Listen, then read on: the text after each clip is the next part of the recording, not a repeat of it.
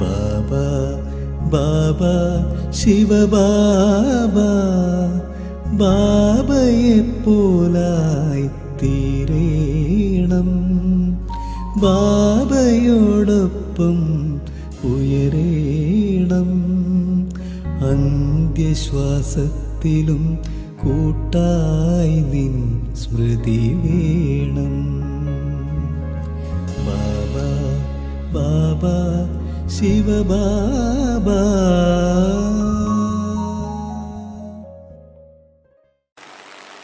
ओम शांति. सभी मौन में है? कौन कौन मौन में है? शब्द मौन ना, संकल्प का भी मौन.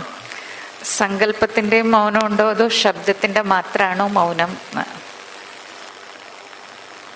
ये भी मौन या लिख के बात എഴുതണ കാര്യത്തിൽ फोन का मौन, फोन का मौन किया है? नहीं किया है? देखो, आप शब्दों का मौन करो ना करो, लेकिन फोन का मौन जरूर करना 3 दिन 5 दिन, तभी पुरुषार्थ अच्छा होगा. और शब्द भी जितना कम बोल सके उतना अच्छा है. ठीक है? ഇപ്പൊ ശബ്ദത്തിന്റെ മൗനം നിങ്ങൾ ചെയ്താലും ഇല്ലെങ്കിലും ശരി, 5 ദിവസം ഫോണിന്റെ മൗനം തീർച്ചയായിട്ടും ചെയ്യണം. അപ്പോഴേ പുരുഷാർത്ഥം നല്ല രീതിയിൽ മുന്നോട്ട് പോവുകയുള്ളൂ. അതുകൊണ്ട് അത് തീർച്ചയായിട്ടും ചെയ്യണം. आज की भट्टी का सब्जेक्ट है प्रभु मिलन, है ना? प्रभु, इसका इंग्लिश स्पेलिंग लिखिए, PRABHU, प्रभु. परमात्मा, रूहानी बाप, अविनाशी बाप, भगवान, हृदयेश्वर, उड़ना सिखाने वाला. कौन है प्रभु? ये सब याद करते हुए हम प्रभु मिलन करेंगे. परमात्मा, रूहानी बाप, अविनाशी बाप, भगवान, जिसको दुनिया भगवान कहती है, और वो हमारा हृदयेश्वर है और हमें उड़ना सिखाता है. നമ്മുടെ ഭട്ടിയുടെ ടൈറ്റിലാണ് പ്രഭു മിലനം എന്നുള്ളത്. എന്നിട്ട് ബെഞ്ച് പറയാണ്, അതായത് ദീദി പറയാണ്, പ്രഭു എന്നുള്ളതിൻ്റെ സ്പെല്ലിങ്ങും പറയാണ്.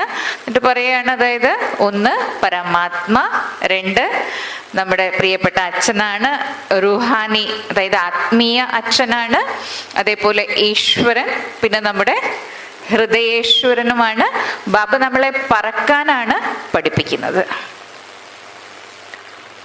हमारे सामने हम लक्ष्य रखेंगे, हम कई विषयों के बारे में चिंतन करेंगे, अनुभव करेंगे, लेकिन लक्ष्य रखेंगे पहले प्रभु मिलन होता क्या है, और दूसरा प्रभु मिलन में बाधाएं क्या है, और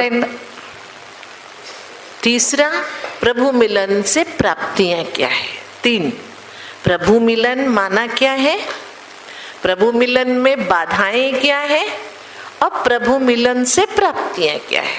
അപ്പം നമ്മളിന്ന് ഭട്ടിയിൽ പറയാണ്, അതായത് ക്ലാസ് കേൾക്കുക മാത്രമല്ല കാര്യങ്ങളുടെ അനുഭവം കൂടി ചെയ്യുക. അപ്പം നമ്മുടെ ടൈറ്റിൽ തന്നെ പ്രഭു മിലനം എന്നല്ലേ, അപ്പം അതിൽ 3 കാര്യങ്ങൾ നമ്മൾ കേട്ട് അനുഭവം ചെയ്യുക. അതായത് പ്രഭു മിലനം എന്ന് പറഞ്ഞു കഴിഞ്ഞാൽ എന്താണ്?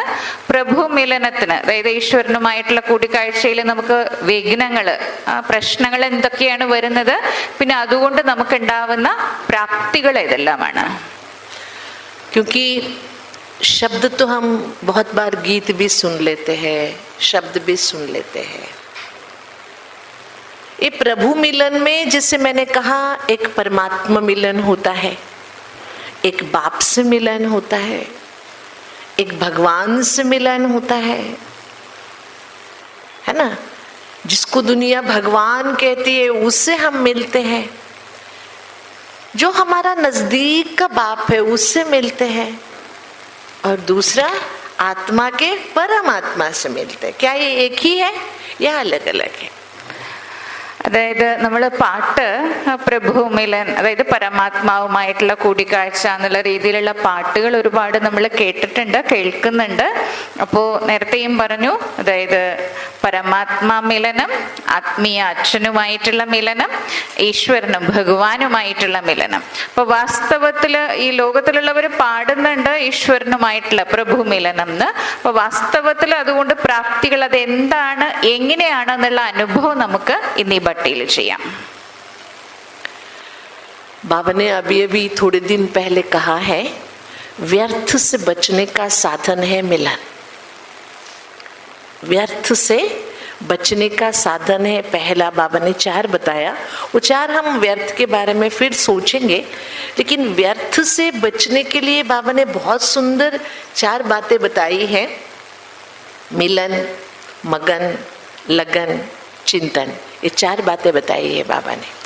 उसमें से पहला है मिलन। വ്യർത്ഥത്തിൽ നിന്നും രക്ഷപ്പെടുന്നതിന് വേണ്ടിയിട്ടുള്ള കാര്യങ്ങൾ ബാബ ഈ അടുത്ത ദിവസം മുരളിയിൽ പറഞ്ഞു. അതായത് 1 മിലൻ, പരമാത്മാവുമായിട്ടുള്ള കൂടിക്കാഴ്ച. 2 ലഗൻ, അതായത് ആ തീവ്രമായ ഇച്ഛ എന്നുള്ളത്. മകൻ എന്നുള്ളത്, അതായത് മുഴുകിയിരിക്കുക. चिंतन, ചിന്തൻ, അതായത് അതിനെക്കുറിച്ച് ചിന്തിക്കുക. 4 പോയിന്റ്. इसलिए देखिए, राजयोग माना ही प्रभु मिलन है। राजयोग माना क्या है? प्रभु मिलन। लेकिन राजयोग में प्रभु मिलन करने के लिए हम 2 स्टेप में राजयोग का अभ्यास करते हैं, ये आप सभी को पता है। एक है आत्मानुभूति, एक है ईश्वरानुभूति। ऐसे ही करते हैं ना। ഇപ്പൊ നമ്മുടേത് രാജയോഗം എന്ന് പറഞ്ഞു കഴിഞ്ഞാൽ ഈശ്വരനുമായിട്ടുള്ള, അതായത് പരമാത്മാവുമായിട്ടുള്ള കൂടിക്കാഴ്ച എന്നുള്ളതാണ്. അപ്പൊ നമ്മൾ രാജയോഗത്തില് 2 തരത്തിലുള്ള, അതായത് മിലനം, ആ 2 തരത്തിലുള്ള മെഡിറ്റേഷൻ രാജയോഗം നമ്മൾ യോഗം ചെയ്യുന്നുണ്ട്. ഒന്ന് അതായത് പരമാത്മാവുമായിട്ടുള്ള സ്വയവുമായിട്ടുള്ള ആത്മാനുഭൂതി, രണ്ടാമത്തേത് പരമാത്മാനുഭൂതി. ഈ 2 കാര്യങ്ങൾ നമ്മൾ നമ്മുടെ യോഗത്തിൽ ചെയ്യുന്നുണ്ട്. बाबा रोज रोज कहते हैं कि अपने को आत्मा समझो। अभी ज्वालामुखी, पिछले महीने पूरे ज्वालामुखी की चिंतन चले अव्यक्त इशारे में, उसमें भी बाबा ने कहा मुझे साथी बनाओ, खुद सारथी बन जाओ। बाबा ने क्या कहा? मुझे अर्थात बाबा को साथी बनाओ और खुद क्या बन जाओ? सारथी बन जाओ। शरीर एक रथ है, मैं इसको चलाने वाली हूँ। वैसे हमको लगता है कि मैं आत्मा हूँ, मैं आत्मा हूँ, ये सोचना ये प्राइमरी है, स्टार्टिंग है। लेकिन स्टार्टिंग पॉइंट भी यही है, एंडिंग पॉइंट भी यही है। മുരളിയിൽ കഴിഞ്ഞ നമ്മൾ അവ്യക്ത ഇഷാരയില് ജ്വാലാമുഖി ആ യോഗത്തിനെ കുറിച്ച് പറഞ്ഞു. അതിൽ ബാബ പറഞ്ഞിട്ടുണ്ടായിരുന്നു, അതായത് ബാബയെ സാധ്യയാക്കൂ, ബാബയെ സാരഥിയാക്കൂ. അതായത് ശരീരം, ശരീരത്തിലെ ആത്മാവ് സാരഥിയാണ് എന്നുള്ളത്. അപ്പൊ ഞാൻ ആത്മാവാണ്, ആത്മാവാണ് എന്ന് നമ്മൾ ചിന്തിച്ചതിന്റെ അനുഭൂതി ചെയ്യുക. അത് നമ്മുടെ ആദ്യത്തെ, അതായത് ഫസ്റ്റ് ക്ലാസ് ആണ്, തുടക്കത്തിലുള്ള ക്ലാസ് ആണ്. അപ്പൊ ശരിക്കും നമ്മുടെ ആദ്യ ക്ലാസ്സും അത് തന്നെയാണ്, അവസാനത്തെ ക്ലാസും അത് തന്നെയാണ്. अभी अगर हम चेक करें योग में, एक है सेल्फ रियलाइजेशन, एक है गॉड रियलाइजेशन। 2 टॉपिक है हमारे पास। आप मुझे बताओ इसमें से आसान कौन सा है? നമ്മുടെ ഇതില് 2 നമ്മുടെ മെഡിറ്റേഷനിൽ 2 കാര്യങ്ങളുണ്ട്. ഒന്ന് സെൽഫ്, അതായത് സ്വയം റിയലൈസേഷൻ. 2 God realisation. ഇത് 2 പോയിന്റ് ഉണ്ട്. ഇതിൽ ഏറ്റവും ഈ എളുപ്പമായിട്ടുള്ള കാര്യം ഏതാണ്? बता सकेंगे कौन सी आसान है? ഏതാണ് ഏറ്റവും എളുപ്പം? बाबा से मिलना है ना, परमात्मानुभूति या ईश्वरानुभूति आसान है। पहले हम कृष्णा, गोविंदा, रामा, नारायणा बोलते थे, अभी वो शब्द बदल दिया, बाबा बाबा बाबा, बस चेंज हो गया। टॉपिक वही है लेकिन शब्द बदल गए। लेकिन भक्ति में हमको कभी ये अनुभव नहीं था कि मैं आत्मा हूँ, ये अनुभव करे, ये अनुभव नहीं था। अभी बाबा के बच्चे बनने के बाद भी हम उसी पॉइंट में वीक है। किस में वीक है? आत्मा अनुभूति में। किस में वीक है? आत्मानुभूति में। അപ്പൊ ഭക്തിയില്, അതായത് പറഞ്ഞത് ഏറ്റവും എളുപ്പം പരമാത്മാനുഭൂതിയാണ്. അപ്പൊ ഭക്തിയിലും നമ്മള് അതായത് ആ പരമാത്മാനുഭൂതി അത് വേറെ രീതിയിൽ, അതായത് കൃഷ്ണനോ രാമനോ അങ്ങനെ ആ രീതിയിലൊക്കെ നമ്മൾ അനുഭൂതി ചെയ്തിരുന്നു, ചെയ്യാൻ പരിശ്രമിച്ചിരുന്നു. അപ്പൊ ഇപ്പൊ നമ്മള് ബാബ, അതായത് ഈശ്വരന്റെ പരമാത്മാവിന്റെ അനുഭൂതിയാണ് ചെയ്യുന്നത്. പക്ഷെ അത് ചെയ്യുന്നുണ്ടെങ്കിലും ശരി, നമ്മൾ ജ്ഞാനത്തിൽ വന്നതിന് ശേഷവും ഇപ്പോഴും നമ്മൾ ആത്മാനുഭൂതി, സ്വയത്തിന്റെ അനുഭവം അനുഭൂതി ചെയ്യുന്ന കാര്യത്തില് വളരെ വീക്കാണ്, പുറകോട്ടാണ്. आज हम उसी के बारे में, प्रभु मिलन का जो फर्स्ट स्टेप है स्व की स्थिति, क्या है स्वस्थिति. പ്രഭുമിലനത്തിന്റെ ആദ്യത്തെ ചുവടാണ് ആത്മസ്മൃതി, അതായത് സ്വയത്തിന്റെ അനുഭവം ചെയ്യുക, ആത്മസ്മൃതി, ആത്മസ്ഥിതിയുടെ അനുഭവം ചെയ്യുക. एक बहुत बड़ा टॉपिक है स्वस्थिति से परिस्थिति के ऊपर विजय. നമ്മളെല്ലാവരും കേട്ടിട്ടുണ്ട്, ഒരു വലിയ ടോപ്പിക്കാണ് സ്വസ്ഥിതിയിലൂടെ പരിതസ്ഥിതികളുടെ, അതായത് പ്രശ്നങ്ങളുടെ മേല് വിജയം. अभी स्व की स्थिति बनती कैसी है? प्रभु मिलन करना है हमें. जब तक स्व, जैसे कोई घर बन रहा है, एक बेसमेंट तैयार किए बिना अगर घर बनाएंगे तो वो ज्यादा देर टिक नहीं सकती है. पहले क्या चाहिए उसको? एक फाउंडेशन, पक्का फाउंडेशन.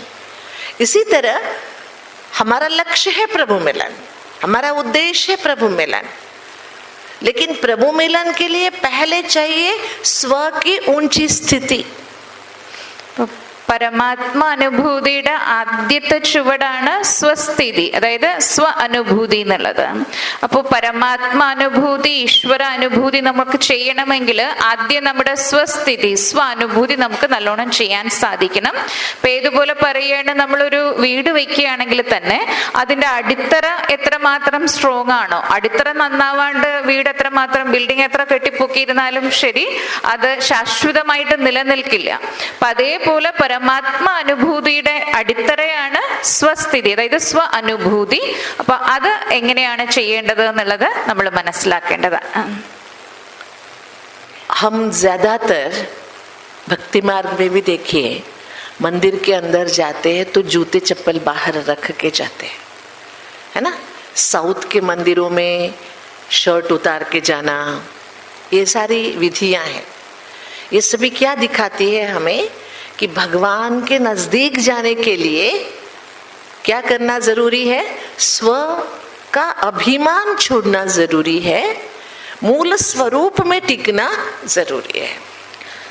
അപ്പൊ ഇതുപോലെ നമ്മൾ നോക്കുകയാണെങ്കിൽ സൗത്ത്, അതായത് സൗത്ത് ഭാഗത്തൊക്കെ നമ്മൾ ക്ഷേത്രത്തില് ദർശനത്തിന് പോകുമ്പോൾ, പൂജയ്ക്ക് പോകുമ്പോൾ നമ്മൾ കണ്ടിട്ടുണ്ട്, നമ്മൾ ചെരുപ്പ് ക്ഷേത്രത്തിന് പുറമെ ഇട്ടിട്ടാണ് പോവുക. ചെരുപ്പ് മാത്രമല്ല, ക്ഷേത്രത്തിന്റെ ഉള്ളിലേക്ക് പ്രവേശിക്കുമ്പോൾ പൊതുവെ അല്ലെ ഷർട്ട് ഊരിയിട്ടാണ് അകത്തേക്ക് പോകുന്നത്. അപ്പൊ അതിന്റെ പുറകിലും കാരണമുണ്ട്. അതായത് നമ്മുടെ അഭിമാനം, ദേഹ അഭിമാനം, അതിനെ ഇല്ലാതെ ആക്കിയെങ്കിൽ മാത്രമേ നമുക്ക് പരമാത്മാ അനുഭൂതി ശരിയായിട്ട് ചെയ്യാൻ സാധിക്കൂ എന്നുള്ളതാണ്. स्वस्थिति, स्वयं की स्थिति. स्वयं आत्मा है, आत्मा की स्थिति क्या होनी चाहिए? उसका आधार है स्मृति. क्या आधार है? स्वस्थिति का आधार स्व की स्मृति है. നമ്മുടെ സ്വസ്ഥിതി നന്നായിരിക്കണമെങ്കിൽ സ്വസ്ഥിതിയുടെ ആധാരം എന്ന് പറയുന്നത് നമ്മുടെ സ്മൃതിയാണ്. സ്മൃതി എത്രമാത്രം നന്നാവുന്നോ അതനുസരിച്ചാണ് സ്ഥിതി നന്നാവുക. स्मृति के आधार से दृष्टि बनती है, स्मृति के आधार से वृत्ति बनती है, स्मृति के आधार से हमारी नीति बनती है. नीति माना बिहेवियर. बिहेवियर में जो वैल्यूज चाहिए, देखिए जोड़ते जाइए. पहले है स्व की स्मृति, स्मृति से वृत्ति बनती है, अर्थात विचारधाराएं, फ्लोइंग ऑफ थॉट्स. कैसे बनता है? स्मृति के आधार से. अभी आप सभी की किसी की मुझे परिचय नहीं है, थोड़ी बहनों के सिवा, तो किसी के प्रति भी मेरी कोई दूसरी स्मृति नहीं है, केवल आत्मस्मृति है. लेकिन जैसे जैसे परिचय होता जाता है, उनके प्लस माइनस पता चलता जाता है, तो हमारी स्मृति प्लस माइनस के साथ जुड़ जाती है. ഇതുപോലെ പറയാണ്, നമ്മുടെ സ്മൃതിക്കനുസരിച്ച് നമ്മുടെ ദൃഷ്ടി വരും, പിന്നെ സ്മൃതിക്കനുസരിച്ച് നമ്മുടെ ഭാവന വരും, പിന്നെ സ്മൃതിക്കനുസരിച്ചായിരിക്കും നമ്മളും അവരോട് പെരുമാറുന്നത്, അവരോടുള്ള പെരുമാറ്റവും അതിനനുസരിച്ചായിരിക്കും. അപ്പൊ പറയാണ് ആദ്യം അപ്പം മാറേണ്ടത് സ്മൃതിയാണ്. അപ്പൊ അതിനനുസരിച്ചാണ് നമ്മുടെ ഭാവന, അതായത് നമ്മുടെ ചിന്താഗതി മാറുന്നത്. അപ്പൊ ഇതുപോലെ ദീദി പറയുകയാണ്, ഇവിടെ ഇരിക്കുന്ന ഒരുപാട് പേര്, 1-2 പേരെ അറിയുള്ളൂ, ബാക്കി ആരെ കുറിച്ചും എനിക്ക് വലുതായിട്ട് അറിഞ്ഞുകൂടാ. അറിഞ്ഞുകൂടാത്തതുകൊണ്ട് അവരുടെ സ്മൃതി, അതായത് അവരെ കുറിച്ച് അറിഞ്ഞുകൂടാത്തത് കൊണ്ട് അവരെ കുറിച്ച് കൂടുതൽ ഞാൻ ചിന്തിക്കുന്നില്ല, എൻ്റെ ഭാവന അത് വരുന്നില്ല. ഇനി കൂടുതൽ അടുത്ത പരിചയം വരുമ്പോഴാണ് അവരുടെ നല്ലതും ചീത്തയും നമുക്ക്, അതായത് അറിയാൻ സാധിക്കുന്നത്. ആ നല്ലതും ചീത്തയും അറിയുന്നതിനനുസരിച്ച് പിന്നെ അതിനനുസരിച്ചായിരിക്കും വരുന്ന ചിന്തയും അതേപോലെ ദൃഷ്ടിയും ഒക്കെ അതനുസരിച്ച് മാറും. स्मृति का आधार क्या है? स्मृति का आधार, पहले हम सोचेंगे स्थिति के लिए पहले आधार है स्मृति. स्मृति के आधार है हमारे पूर्वजन्म के संस्कार, वर्तमान के व्यवहार. एक है संस्कार, एक है व्यवहार, उसके आधार से विचार. इन सभी से स्मृति बनती है हमारी. पूर्वजन्म के संस्कार, किसी को देखने से लगता है मुस्कुराए, किसी को देखने से लगता है नहीं. इसका कारण क्या है? पूर्व जन्म का संस्कार. और परिचय हो गया, ये भाई बहुत अच्छा है तो इसके साथ मेरा व्यवहार अच्छा होता है. अगर इसके प्रति मेरे मन में अच्छाई नहीं है तो मेरा व्यवहार बदल जाता है. तो स्मृति का आधार, ये विचार के आधार है व्यवहार और संस्कार. അപ്പൊ നമ്മൾ പറഞ്ഞു സ്ഥിതിയുടെ ആധാരമാണ് നമ്മുടെ സ്മൃതി എന്ന് പറഞ്ഞു. അപ്പൊ സ്മൃതി എന്ന് പറയുന്നത് സ്മൃതിയുടെ സ്മൃതി ഉണ്ടാവുന്നത് എങ്ങനെയാണെന്നുള്ളതാണ്. അപ്പൊ സ്മൃതിയുടെ ഒന്ന് പഴയ നമ്മുടെ പൂർവ്വജന്മത്തിലെ പഴയ ജന്മങ്ങളിലെ നമ്മുടെ സംസ്കാരം. 2 നമ്മൾ ആരുമായിട്ടൊക്കെ ഇടപഴകുന്നു, അതായത് പെരുമാറുന്നതിനനുസരിച്ച്. ഇപ്പൊ പറയണ ഇതുപോലെ ആരെയെങ്കിലും കുറിച്ച് നമുക്ക് വലിയ പരിചയമില്ല എങ്കിൽ, അല്ലെങ്കിൽ പരിചയപ്പെട്ട് കഴിയുമ്പോഴാണ് നമുക്ക് ആ സങ്കല്പങ്ങൾ വരുന്ന, ഇത് നല്ല ആളാണ്, നല്ല ഭായിയാണ്, അല്ലെങ്കിൽ നല്ല സിസ്റ്ററാണ്, ബ്രദറാണ് എന്നുള്ള ചിന്ത, അതിനനുസരിച്ച് നമ്മുടെ അതായത് ചിന്താഗതി മാറും. അപ്പോൾ സ്മൃതിയുടെ ആധാരം ഒന്ന് പഴയ സംസ്കാരങ്ങളാണ്, പൂർവ്വജന്മത്തിലെ. പിന്നെ പറഞ്ഞത് ഇടയ്ക്ക് ഇപ്പൊ നമുക്ക് ചിലരെ കാണുമ്പോൾ ചിരിക്കണം തോന്നും, ചിലരെ കാണുമ്പോൾ വലുതായിട്ട് അടുത്തിടപഴകാൻ ചിരിക്കാനൊന്നും തോന്നാറില്ല. അതും പൂർവ്വജന്മത്തിലെ സംസ്കാരത്തിന്റെ ഇതിനനുസരിച്ചിട്ടാണ്. അപ്പോൾ സ്ഥിതി വരുന്നത് സ്മൃതി അനുസരിച്ച്. സ്മൃതിയുടെ ആധാരം ഒന്ന് പഴയ ജന്മത്തിലെ സംസ്കാരങ്ങള്, പിന്നെ നമ്മൾ ഈ സമയത്ത് എങ്ങനെയുള്ളവരുമായിട്ട് നമ്മൾ ഇടപഴകുന്നു, ആരുമായിട്ടൊക്കെ ഇടപഴകുന്നു, അതിനനുസരിച്ചാണ് സ്മൃതി വരിക. आप इसको मन में जोड़ते जाइए. स्व की स्थिति, स्थिति का आधार स्मृति, स्मृति का आधार संस्कार, व्यवहार और विचार, और स्मृति से बनती है वृत्ति. वृत्ति इस ग्रुप ऑफ थॉट्स है ना, ग्रुप ऑफ थॉट्स, बहुत सारे विचार आए, उससे वृत्ति बनती है हमारी. मतलब किसी के प्रति हमारी एक एटीट्यूड बन जाता है, उसका आधार है हमारी स्मृति. स्मृति से वृत्ति बने, वृत्ति से क्या बने? दृष्टि बने. ഇപ്പൊ പറയാണ്, അതായത് സ്വസ്ഥിതിയുടെ ആധാരം എന്ന് പറയുന്നത് സ്മൃതിയാണ് എന്ന് പറഞ്ഞു. സ്മൃതിയുടെ ആധാരം ഒന്ന് പഴയ പൂർവജന്മ പഴയ സംസ്കാരങ്ങള്, പിന്നെ നമ്മളുമായിട്ടുള്ള വ്യവഹാരം, മറ്റുള്ളവരുമായിട്ട് ഇടപഴകുന്നത്, അതനുസരിച്ചിട്ടാണ്. അപ്പൊ പറയാണ് അതിനനുസരിച്ചിട്ടാണ് നമ്മുടെ, അതായത് സ്മൃതിക്കനുസരിച്ച് വൃത്തി വരും, ആ ഭാവന വരും. ഭാവന എന്ന് പറയുന്നത് ഒരുപാട്, അതായത് ഒരു വ്യക്തി, അവരെ കുറിച്ച് തന്നെ നമ്മൾ ഒരുപാട് അവരുമായിട്ട് ഇടപഴകുമ്പോൾ അവരെ കുറിച്ചുള്ള ഒരുപാട് സങ്കല്പങ്ങൾ നമ്മളുടെ മനസ്സിൽ വരും. അപ്പൊ അതിനനുസരിച്ചാണ് ഭാവന, വൃത്തി ഉണ്ടാകുന്നത്. അപ്പൊ വൃത്തിക്ക് അനുസരിച്ചിട്ടാണ്, അതായത് ഇടപഴകി കഴിയുമ്പോൾ നമുക്ക് അവരെ കുറിച്ചൊരു ഭാവന ഉണ്ടാവും. ആ ഭാവനയ്ക്കനുസരിച്ചാണ് പിന്നെ നമ്മുടെ ദൃഷ്ടി വരിക, നമ്മൾ അവരെ കാണുന്നത് ഒക്കെ അതിനനുസരിച്ചായിരിക്കും. अभी देखिए, वैसे हम आत्मा को ही देखते हैं, आत्मा को देखते देखते देह का रूप रंग सब दिखाई देता है कि नहीं देता है? आप कितने भी बड़ी पुरुषार्थी बन जाओ, लेकिन सामने शरीर दिखेगा. शरीर, इसमें हमको 2 पुरुषार्थ करना है. एक है दिखाई देना, एक है देखना. समझ में आया? आप दिखाई दे रहे हैं मुझे, लेकिन आप में मुझे आत्मा को देखना है। यहाँ दो पुरुषार्थ है। एक दिखाई देना नेचुरल है, वो दिखाई देगा, लेकिन उसमें मुझे क्या देखना है? ഇപ്പൊ പറയാണ്, ഇതുപോലെ നമുക്കറിയാം നമ്മളെല്ലാവരും ആത്മാക്കളാണ്. നമ്മൾ ആദ്യം ആത്മരൂപത്തിൽ ആത്മാവാണ് എന്നുള്ളതിൽ നോക്കും.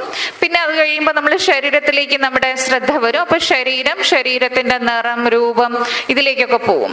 അപ്പോ ഒന്ന് ദിദി പറഞ്ഞത്, ഒന്നുണ്ട് നമ്മൾ കാണുക, ഒന്ന് നമ്മൾ കാണപ്പെടുക. അതായത് നമ്മൾ സാധാരണ നമ്മളിപ്പോ നോക്കുമ്പോൾ നമുക്ക് ശരീരം നമുക്ക് കാണാൻ സാധിക്കുന്നുള്ളതാണ്, അതായത് കാണുന്നതാണ് നമ്മൾ. അതിൽ നമ്മൾ ആത്മാവിനെ കാണാൻ പരിശ്രമിക്കുകയാണ്. അതായത് ആത്മാവിനെ നോക്കുക ചെയ്യുക. ഒന്നുണ്ട് കാണുക, ഒന്നുണ്ട് നോക്കുക. अब हम आगे भट्टी में ये पुरुषार्थ करेंगे. जब हम एक के सामने बैठेंगे, पहले तो शरीर ही दिखाई देगा, उसका चेहरा दिखाई देगा, उसके कपड़े दिखाई देंगे. ये तो नेचुरली दिखाई देगा, ये अंत तक दिखाई देगा. लेकिन उसमें मुझे क्या देखना है? बाबा कहते सांप को नहीं देखो, सांप के मस्तक में चमकने वाली मणि को देखो, है ना. बाबा की ये मुरली है. शरीर सांप है, इसके अंदर मुझे क्या देखना है? मणि को देखना है. जैसे दृष्टि कैसे, ये है दृष्टि. ये दृष्टि कैसे बनी? मेरी स्मृति के आधार से बनी. അപ്പൊ പറയാണ്, നമ്മൾ ആ പുരുഷാർത്ഥം ചെയ്യണം. അതായത് ആത്മാവിനെ നോക്കുന്നതിന് വേണ്ടി. നമ്മൾ സാധാരണ കാണുമ്പോൾ, ആരെ കാണുമ്പോഴും അവരുടെ ശരീരം, അവരുടെ വേഷം, അവരുടെ രൂപം ഇതെല്ലാം നമുക്ക് സാധാരണ കാണാൻ സാധിക്കുന്നതാണ്. അപ്പൊ അത് നമ്മൾ കണ്ടുകൊണ്ടും ആ ശരീരത്തിന്റെ ഉള്ളില് ആത്മാവിനെ കാണാനുള്ള പരിശ്രമം ചെയ്യണം. അപ്പൊ ഇതുപോലെ പറയുകയാണ്, ബാബ പറയാറുണ്ട്, പാമ്പിനെ നോക്കാൻ പാടില്ല, അതായത് അതിന്റെ മണിയെ വേണം നോക്കേണ്ടത്. അപ്പൊ അതേപോലെ നമുക്ക് ശരീരം സ്വാഭാവികമാണ്, നമുക്ക് കാണാൻ പറ്റുന്നതാണ്, കാണും. പക്ഷെ അവിടെ നമ്മൾ ആത്മാവിനെ നോക്കാൻ, ആത്മസ്മൃതിയിൽ നോക്കാനുള്ള പരിശ്രമമാണ് ചെയ്യേണ്ടത്. അതിനെയാണ് ദൃഷ്ടി എന്ന് പറയുന്നത്. कनेक्ट हुआ स्मृति से वृत्ति, वृत्ति से बनी दृष्टि. दृष्टि जैसे जैसे हमारी आत्मिक दृष्टि होती जाएगी, बार बार हम आत्मा को देखने का अभ्यास करेंगे. इससे हमारे नीति बदलेगी. नीति माना वैल्यूज बदलेंगे हमारी. आपके प्रति मेरी जितनी आत्मिक दृष्टि होगी, तो आपके अवगुण मुझे नजर नहीं आएंगे, आपके गुण नजर आने लगेंगे. वैल्यूज मेरे बढ़ते जाएंगे. हमको समस्या क्या है? जब किसी के नजदीक आते हैं, जितना नजदीक आते हैं उतना उनका कमियां नजर आती है. यही है ना problem. This is the problem. किसी को देखते हैं तो उनकी कमियां नजर आती है, जिसके कारण से पहले बहुत प्यार रहता है, धीरे धीरे प्यार कम होता है. पहले बहुत रेस्पेक्ट रहता है, बाद में धीरे धीरे रेस्पेक्ट कम होता है. उसका कारण हम सामने वाले के अवगुण देखते हैं. പറയണ നമ്മൾ ആദ്യമേ കേട്ടു, അതായത് സ്ഥിതിയുടെ ആധാരമാണ് സ്മൃതി. സ്മൃതി ഉണ്ടാവുന്നത് നമ്മുടെ ഭാവന പറഞ്ഞു. അത് കഴിഞ്ഞ് പറഞ്ഞു നമ്മുടെ ദൃഷ്ടി. ദൃഷ്ടിക്കനുസരിച്ചാണ്, അതായത് നമ്മൾ ആത്മദൃഷ്ടിയിൽ എല്ലാവരും നോക്കുക. അപ്പൊ അതിനനുസരിച്ചാണ് നമ്മുടെ നീതി. അതായത് നമ്മൾ മറ്റുള്ളവരുടെ ആത്മസ്മൃതിയിൽ നമ്മൾ നോക്കുമ്പോഴാണ് അവരുടെ ഉള്ളിലുള്ള മൂല്യങ്ങളെ നമുക്ക് കാണാൻ സാധിക്കുന്നത്. അപ്പൊ ഇതുപോലെ നമ്മൾ സാധാരണ ആരെങ്കിലും ആയിട്ട് അടുത്തിടപഴകുമ്പോൾ അവരോട് വളരെ സ്നേഹത്തിലൊക്കെ ആയിരിക്കും.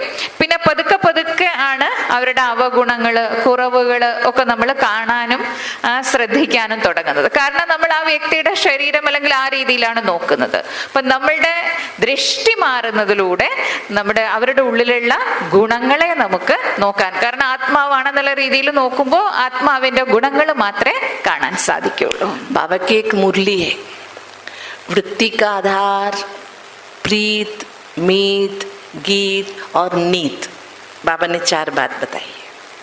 हमारी दृष्टि वृत्ति को बदलने के लिए प्रीत, मीत, गीत और नीत. नीत माना वैल्यूज, प्रीत माना प्रीति, मीत माना फ्रेंडशिप, गीत माना बहुत अच्छा ट्यूनिंग. गीत हम संगीत को कहते हैं. लेकिन देखो, जब मेरी आपके प्रति आत्मिक दृष्टि होगी, आपके प्रति जैसी दृष्टि आत्मिक होती गई, आपके साथ मेरा प्रीत बढ़ता जाएगा। इटर्नल लव है वो। कौन सा लव है? इटर्नल, शाश्वत प्रीति बढ़ती जाएगी, शरीर के आधार से नहीं। जैसे प्रीत बढ़ती जाती है, किसके प्रति हमारी प्रीत बढ़ी? पहले यहां बढ़ी, फिर वहां बढ़ी, वहां बढ़ी तो यहां बढ़ी, ये त्रिकोण बनता जाता है। तो हमारा ईश्वर के साथ भी फ्रेंडशिप बनता जाएगा और लोगों के साथ भी एक आत्मिक स्नेह बढ़ता जाएगा। जो आजकल हम प्राप्तियों के आधार से स्नेह करते हैं, किसी ने मुझे रेस्पेक्ट दिया, मैं उससे स्नेह करूंगी, किसी ने मुझे 2 डांट लगा दी, मैं दूरी बना लेती हूं। लेकिन जब हमारी आत्मिक दृष्टि हो जाएगी, आत्मिक दृष्टि से प्रीत बढ़ती है, मीत बढ़ती है, गीत बढ़ती है, उसके साथ साथ नीत अर्थात वैल्यूज भी बढ़ते जाते हैं। പറയണ ആത്മീയ ദൃഷ്ടി, അതായത് പ്രഭുമിലനത്തിന്റെ ആത്മീയ ദൃഷ്ടി പറഞ്ഞു. അതില് മീത്, അതായത് മീത് എന്ന് പറഞ്ഞു കഴിഞ്ഞാൽ ഫ്രണ്ട്ഷിപ്പ്, അതായത് സുഹൃത്ത്, പ്രീത് സ്നേഹം, ഗീത് എന്ന് പറഞ്ഞു കഴിഞ്ഞാൽ ട്യൂണിങ്, അതാണ് പറഞ്ഞത്. പിന്നെ അടുത്തത് പറഞ്ഞത് വാല്യൂസ് കാണാൻ തുടങ്ങും. അപ്പൊ അതായത് പറഞ്ഞതെന്ന് വെച്ച് കഴിഞ്ഞാൽ സാധാരണ നമ്മൾ ലൗകിക രീതിയിൽ നോക്കുമ്പോൾ നമ്മൾ മറ്റുള്ളവരുമായിട്ട് ഇടപഴകുമ്പോൾ അവർക്ക് ഇങ്ങോട്ട് സ്നേഹം തന്നു കഴിഞ്ഞാൽ ഞാൻ അങ്ങോട്ട് സ്നേഹം കൊടുക്കും, ഇങ്ങോട്ട് ബഹുമാനിച്ചാൽ അങ്ങോട്ട് ബഹുമാനിക്കും, അങ്ങനെയാണ്. ഇങ്ങോട്ട് എന്ത് കിട്ടുന്നോ അതിനനുസരിച്ച് തിരിച്ചു കൊടുക്കുക എന്നുള്ളതാണ്. പക്ഷെ ഇവിടെ നമുക്ക് അവരുമായിട്ട് ആ ഒരു ആത്മദൃഷ്ടിയിൽ നമ്മൾ നോക്കിക്കഴിയുമ്പോൾ നമുക്ക് അവരുമായിട്ട് ആ ഒരു സ്നേഹം വന്നു കഴിയുമ്പം സ്വാഭാവികമായിട്ടും അവരുടെ ഗുണങ്ങൾ മാത്രമേ നോക്കുകയുള്ളൂ, ഗുണങ്ങളെ മാത്രമേ നമുക്ക് കാണാൻ സാധിക്കുകയുള്ളൂ, എങ്ങനെയായിരുന്നാലും ശരി. അപ്പൊ ഈ 4 കാര്യങ്ങൾ, അതായത് 1 സ്നേഹം, പിന്നെ 2 അതായത് സൗഹൃദം, 3 ട്യൂണിങ്, 4ാമത്തത് അവരുടെ വാല്യൂസ്, ഗുണങ്ങൾ കാണുക എന്നുള്ളത്. इम्पोर्टेंट क्या है? हमारी जो भी स्थिति बननी है, हमारा मेन है स्वस्थिति। स्वस्थिति के लिए हमने क्या आधार बनाया है ना? स्थूल आधार हमने क्या बनाया है, सूक्ष्म आधार क्या बनाया है। स्थूल आधार हमने कई बार स्वस्थिति के लिए स्थूल आधार, देखिए आप रोज क्लास में आते हो, आपका सीट फिक्स है, वो सीट नहीं मिला तो आपकी स्थिति खराब हो जाती है। कई सेंटरों में ऐसे होता है, मेरा सीट में दूसरा बैठ गया, बस पूरा मुरली सुनते समय वही सीट देखेंगे, गया मेरा सीट आज। हमने स्थिति का आधार क्या बनाया है, ये चेक करना है। हम क्या चेक करना है? हमने स्वस्थिति का आधार क्या बनाया है। ഇപ്പൊ നമ്മുടെ സ്വസ്ഥിതിക്ക് ആധാരം, നമ്മുടെ സ്വസ്ഥിതി ഉണ്ടാക്കണം എന്നുള്ളതാണ് നമ്മുടെ പുരുഷാർത്ഥം. അപ്പൊ ആ സ്വസ്ഥിതി ശരിയാക്കി വെക്കുന്നതിൽ നമ്മൾ എന്തിനെയൊക്കെയാണ് ആധാരമാക്കിയിരിക്കുന്നതെന്ന് പരിശോധിക്കുക. ഒന്നുണ്ട് സ്ഥൂലമായ ആധാരം, ഒന്നുണ്ട് സൂക്ഷ്മമായിട്ടുള്ള ആധാരം. അപ്പൊ ആദ്യം നമുക്ക് സ്ഥൂല ആധാരത്തെ കുറിച്ച് നോക്കാം എന്ന് പറയാണ്. അപ്പൊ സ്ഥൂല ആധാരം നമ്മുടെ സ്ഥിതി ശരിയാക്കി വെക്കുന്നതിന് വേണ്ടിയിട്ട് ഇപ്പൊ പറയാണ്, നിങ്ങൾ എല്ലാവരും ഇവിടെ ക്ലാസ്സിൽ വരുന്നു, നിങ്ങളുടെ സീറ്റ് ഫിക്സ്, നേരത്തെ പറഞ്ഞില്ലേ ഒരേ സ്ഥലത്ത് തന്നെ ഇരിക്കുക എന്ന് പറഞ്ഞു. അപ്പം വൈകുന്നേരം ഇപ്പൊ വരുമ്പോ നോക്കുമ്പോ ആ സ്ഥലത്ത് വേറെ ആരെങ്കിലും ഇരിക്കുകയാണെങ്കിൽ അപ്പൊ അതായത് സ്ഥൂല സ്ഥിതിയുടെ ആ സീറ്റിൽ വേറെ ആരെങ്കിലും ഇരുന്ന് അപ്പൊ ചിന്തിക്കുന്നത് അത് എന്റെ സീറ്റാണ്, അവരിത് അവിടെ കയറിയിരുന്നു. പിന്നെ അതിനെക്കുറിച്ചായി ചിന്ത. അതായത് സ്ഥൂല ആധാരം, ആ സ്ഥിതിയുടെ ആധാരം സ്ഥൂലമായിട്ടുള്ളത് ഈ ഇരിക്കുന്ന, എന്താ പറയാ, എവിടെയാണോ ഇരിക്കുന്ന ചെയർ, അതിനെ ആധാരമാക്കിയിട്ട് ഒന്ന് സ്ഥിതി വരുന്നുണ്ട്. मैं आपको सुनाती हूँ. हमारे सेंटर में एक भाई था, उसका आगे का सीट फिक्स था. एक दिन दूसरे गांव से कोई आ गया. सेंटर वालों को पता है वो यहाँ बैठता, उसके सीट पर कोई नहीं बैठते. लेकिन बाहर से एक भाई आया, वो आके बैठ गया. ये आया, उसके बाजू में खड़ा हुआ, देखा, वो हिला नहीं, जाके पीछे बैठा. 1 घंटा उसने एक शब्द भी मुरली नहीं सुनी. उसका पूरा ध्यान कहाँ था? मेरा सीट गया. ഇത് പറയാണ്, അതായത് അവിടെ സെൻട്രല് ദിവസവും ക്ലാസ്സിന് വരുന്ന ഒരു ബ്രദർ, ഒരു സഹോദരൻ ഉണ്ടായിരുന്നു. അപ്പൊ ദിവസവും ക്ലാസ്സിൽ മുൻപിലത്തെ കസേരയിലാണ് ഇരിക്കുക. അപ്പൊ ഒരു ദിവസം വേറെ ഏതോ ഒരു സ്ഥലത്ത് നിന്ന് ആരോ വന്നപ്പോ ആ ഭായി ഇരിക്കുന്ന സീറ്റില് വേറെ പുറത്തുനിന്ന് വന്ന ഒരാളിരുന്നു. അപ്പൊ ആ ഡെയിലി വരുന്ന ആ ഭായി വന്നിട്ട് ആ ഇരിക്കുന്ന ആളുടെ അടുത്ത് വന്നിട്ട് ആളെ ഒന്ന് നോക്കിന്ന്, ഇയാൾ എന്റെ സീറ്റിലാണല്ലോ ഇരിക്കുന്നത്. അപ്പൊ ഇരിക്കുന്ന ആള് വലുതായിട്ട് ശ്രദ്ധിച്ചില്ല, കാരണം ആൾക്ക് അറിഞ്ഞുകൂടല്ലോ ആൾ ഇരിക്കുന്ന സീറ്റാണ് എന്നുള്ളത്. സെൻട്രലിലുള്ളവർക്ക് അറിയായിരുന്നു അദ്ദേഹം ഇരിക്കുന്ന സീറ്റാണെന്ന്. അപ്പൊ ഇത് നോക്കിയിട്ട് ആ ഇരിക്കുന്ന ആള് ഒരു മൈൻഡും ചെയ്യാത്തതുകൊണ്ട് ഈ ഭായി പോയിട്ട് ഏറ്റവും പുറകിൽ പോയിരുന്നു എന്ന്. മുരളി 1 മണിക്കൂർ കേട്ടിട്ട് ആ 1 മണിക്കൂർ മുരളിയുടെ ഒരു പോയിന്റ് പോലും ആളുടെ ബുദ്ധിയിൽ ഇരുന്നില്ല, കാരണം ചിന്ത മുഴുവനും ആ സീറ്റിനെ കുറിച്ചായിരുന്നു.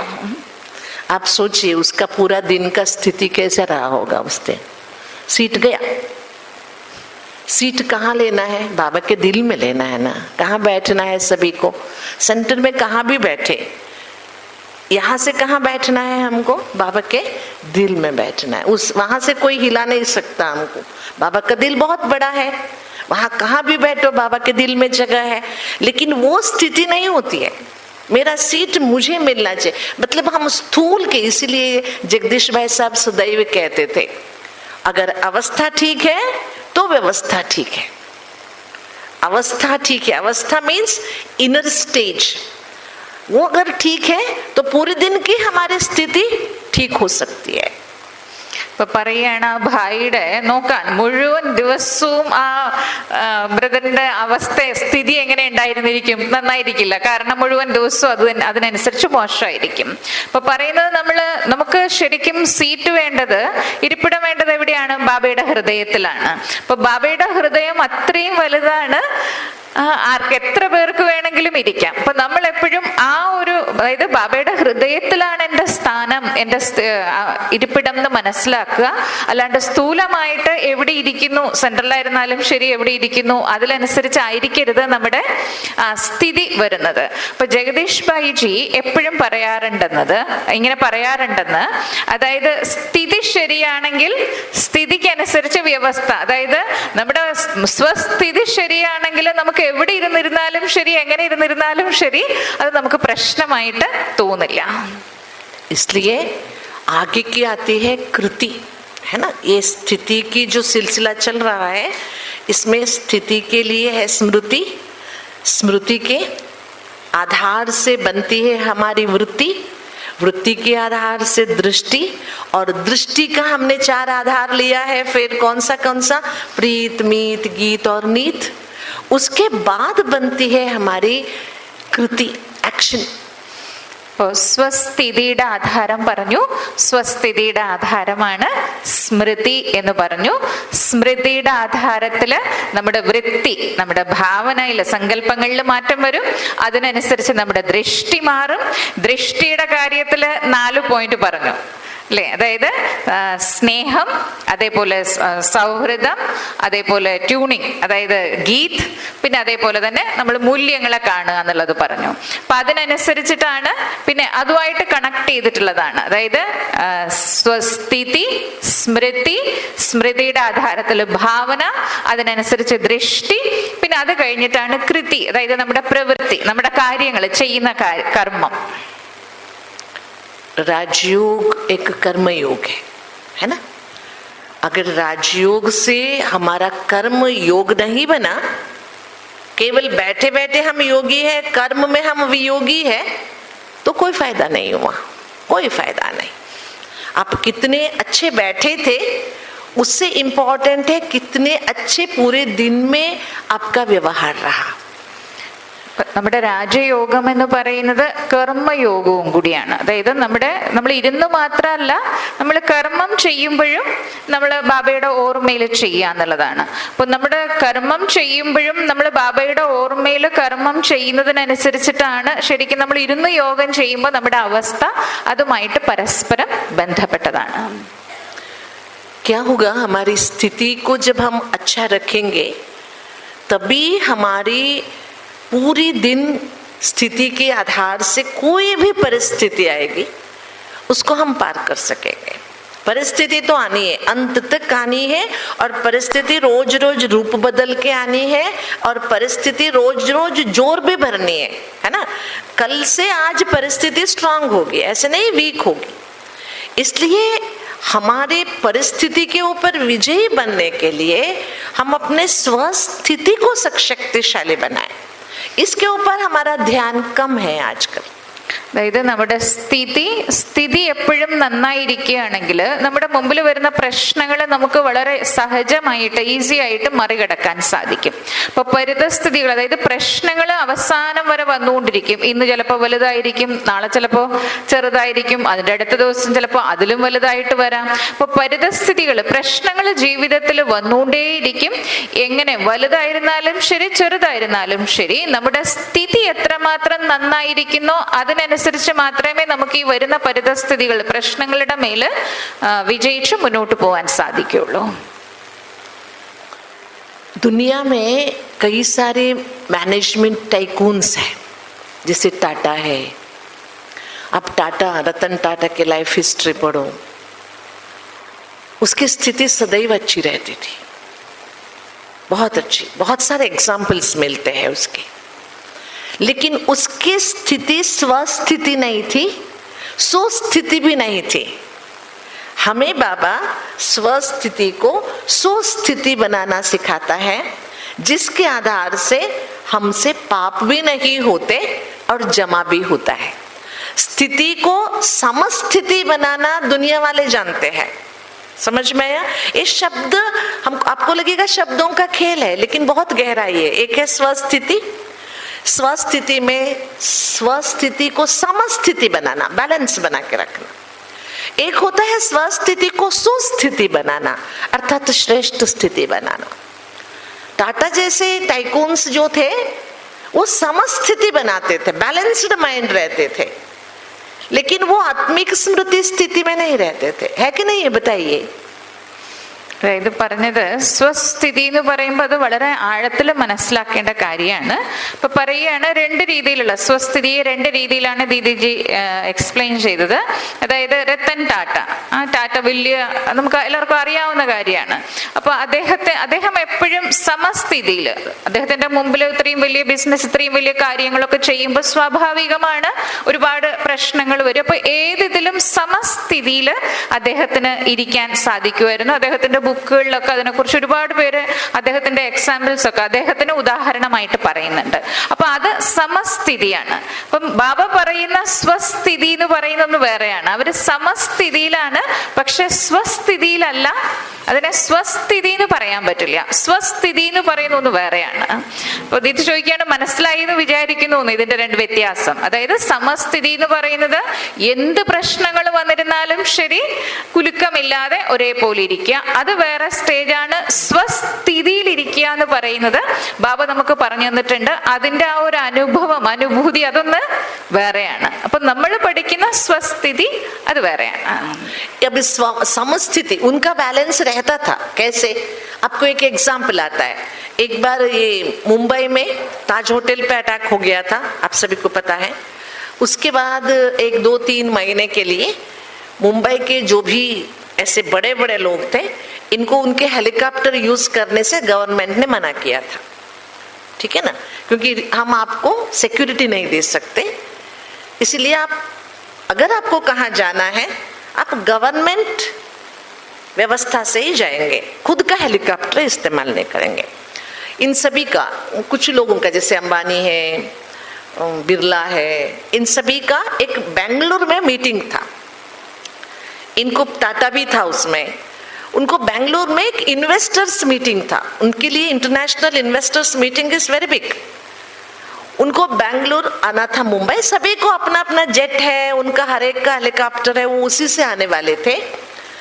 लेकिन गवर्नमेंट ने मना किया. ये 21 लोग आने वाले थे. गवर्नमेंट ने कहा हम 21 लोगों के लिए छोटा सा एक फ्लाइट अरेंज करेंगे, आपके हिसाब से जाएगा, आपके हिसाब से आएगा, लेकिन प्राइवेट जेट नहीं यूज करना. मैं एक बार सुना देती हूँ. बाद में क्या हुआ, ये सब एयरपोर्ट पहुंचे. इनको 2 o'clock पहुंचने को कहा था. सभी ने 2 o'clock पहुंचे वहां. पहुंचने के बाद अनाउंस हुआ 1/2 hour लेट, ठीक है, 1/2 hour से भी हंसी मजाक करते गुजार दिए. After 1/2 hour, another announcement, another 1/2 hour late. We regret for the late, but we are 1/2 hour late. ऐसे अनाउंसमेंट होता है ना एयरपोर्ट में. ऐसे करते करते करते 2 o'clock का फ्लाइट 5 बजे उड़ा. कब उड़ा? 5 o'clock. इनका मीटिंग था 6:30 एट बैंगलोर.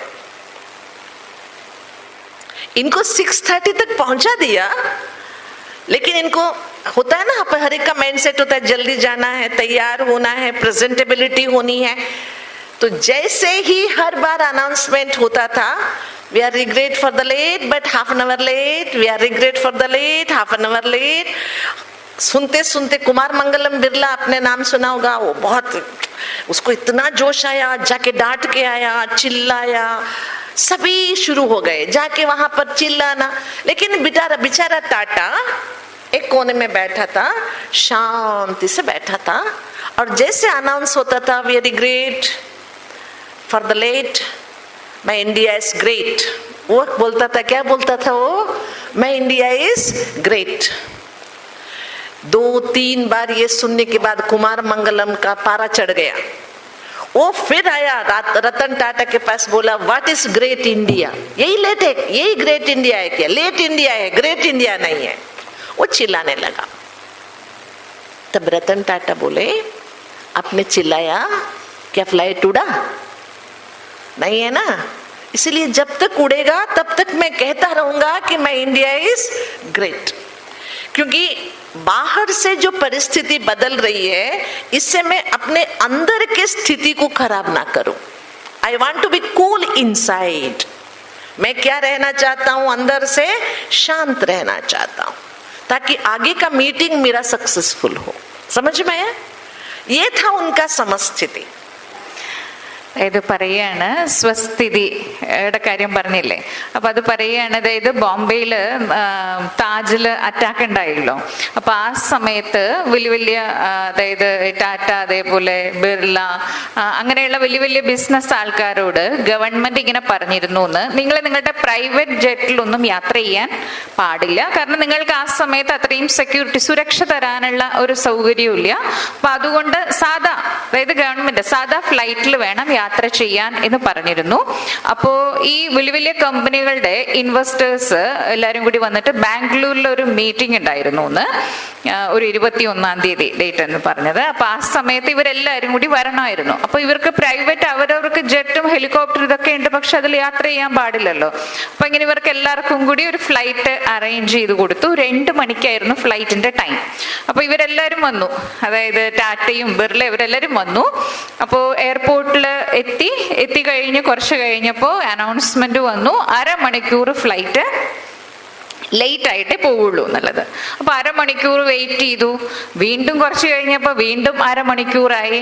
അവസാനം 1/2 മണിക്കൂർ നീട്ടി 5 മണിയായി ഫ്ലൈറ്റ് അവിടുന്ന് ഉയർന്നപ്പോ.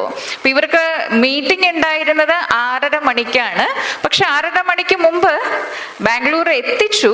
പക്ഷെ അപ്പോ ഇങ്ങനെ 1/2 മണിക്കൂർ ലേറ്റ് ഇങ്ങനെ അനൗൺസ് ചെയ്തുകൊണ്ടിരിക്കുന്ന സമയത്ത് ഈ ബിർളയുടെ ആൾക്ക് ദേഷ്യം അങ്ങനെ വന്നു എന്ന്.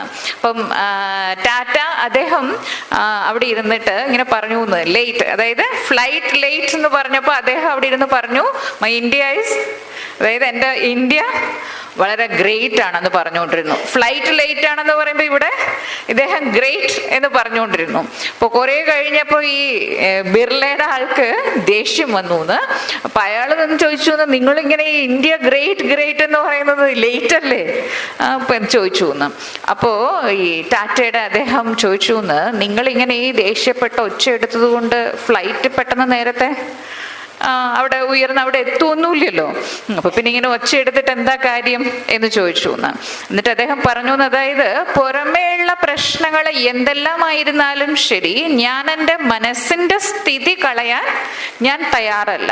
കാരണം എൻ്റെ മനസ്സിന്റെ സ്ഥിതി ഞാൻ നന്നാക്കി വെച്ചെങ്കിലേ ഞാൻ അടുത്ത പോകുന്ന മീറ്റിംഗ് എനിക്ക് നല്ല രീതിയിൽ അറ്റൻഡ് ചെയ്യാം, അതായത് നല്ല രീതിയിൽ ആ മീറ്റിംഗ് കൈകാര്യം ചെയ്യാൻ എനിക്ക് സാധിക്കണമെങ്കിൽ ഞാൻ എൻ്റെ സ്വസ്ഥിതി ശരിയാക്കി വെച്ചാലേ സാധിക്കുള്ളൂ എന്ന് പറഞ്ഞു. ये है समस्थिति में रखना। लेकिन बाबा ने हमको समस्थिति से बढ़कर स्वस्थिति में और सुस्थिति में रहना सिखाया है। मतलब हम डिस्टर्ब तो होंगे नहीं, साथ साथ हम बाबा को भी याद करेंगे। जब भी परिस्थिति बदलेगी हम डिस्टर्ब नहीं होंगे, उसके साथ हम क्या करेंगे, समस्थिति तो रहेगी, उसके साथ साथ हमारी स्वस्थिति रहेगी, तभी हम परिस्थिति के ऊपर विजयी बन सकेंगे। बाबा ने क्या सिखाया, दुनिया वाले समस्थिति में रहना जानते हैं बड़े बड़े, लेकिन हमको समस्थिति से बढ़कर स्वस्थिति में रहना है। അപ്പോൾ അദ്ദേഹം അതായത് തൻ്റെ സമസ്ഥിതി അത് മെയിൻറ്റെയിൻ ചെയ്തു. അപ്പം നമ്മളും സമസ്ഥിതിയിൽ അത് നമ്മൾ മെയിൻറ്റെയിൻ ചെയ്യണം. അതായത് എന്തെല്ലാം പ്രശ്നങ്ങൾ വന്നിരുന്നാലും ശരി, നമ്മളുടെ ഉള്ളിലെ അവസ്ഥ മനസ്സ് അസ്വസ്ഥമാവാൻ പാടില്ല. സമസ്ഥിതി ഉണ്ടായിരിക്കണം. ഒപ്പം നമ്മൾ സ്വസ്ഥിതിയിലും കൂടി ആ അവസ്ഥയിൽ എന്ത് പരിതസ്ഥിതി വരുമ്പോഴും ശാന്തമായി ഇരുന്നിട്ട് നമുക്ക് നമ്മുടെ മനസ്സിനെയും ബുദ്ധിയെയും അതായത് ബാബയെ ഓർക്കാൻ നമുക്ക് സാധിക്കണം. അപ്പൊ സമസ്ഥിതിയും ഉണ്ടായിരിക്കണം, ഒപ്പം സ്വസ്ഥിതിയിലും നമുക്ക് സ്ഥിതി ചെയ്യാൻ സാധിക്കണം. मैं आपको यहाँ पर और एक एग्जाम्पल याद दिलाऊंगी। कुछ 30 साल पहले दिल्ली में मैं एक काम के लिए 3 महीना रुकी थी। हमारा एक हुबली का एक काम था, तो एक बार जगदीश भाई जी ने भोजन पे बुलाया था। हम भोजन के लिए बैठे, चक्रधारी दीदी, मैं, मेरे साथ और एक बहन, जगदीश भाई साहब, एक टेबल पर चारों बैठे। बहुत बढ़िया खाना बनाता, कोफ्ता बनाता, पनीर, नॉर्थ इंडियन जो डिशेस होते हैं वो सारे बहुत बड़े बड़े अच्छे चीज। जैसे हमने खाना शुरू किया, कोई भी सब्जी में नमक नहीं था। कोई भी सब्जी जो बनी थी एक में भी नमक नहीं था। जैसे खाते गए, नमक ही नहीं है। हम एक दूसरे के चेहरे देखने लगे, टेबल पे नमक भी नहीं था। फिर जैसे चक्रधारी दीदी ने खाया, उनको भी पता चला नमक नहीं है, उन्होंने नमक मंगाया, हम सब नमक डाल डाल के खाए। लेकिन जगदीश भाई साहब बिना चेहरे पे कुछ बदलाव लाए, बिना नमक का खाना बहुत प्यार से खा रहे थे। खाना पूरा हो गया, मैंने उनसे कहा था मुझे आपकी लाइब्रेरी देखनी। उनका लाइब्रेरी बहुत वंडरफुल था, तो वो मुझे बोले बिना आप देखना चाहते हो, चलो लाइब्रेरी दिखाते। लाइब्रेरी देखने गए, बड़े भाई साहब थे, फिर भी डर डर के मैंने उनसे प्रश्न पूछा, भाई साहब आपके खाने में नमक था क्या? उन्होंने कहा नहीं था। फिर आप ऐसे आराम से कैसे खा रहे थे? देखो उनका क्या जवाब था, जो खाना बाबा को भोग लगा है, बिना नमक के बाबा ने चखा है, तो एक दिन बिना नमक के मैं खाऊं तो कहां मैं मर जाता हूं क्या? ये है स्वस्थिति। समझ में आया?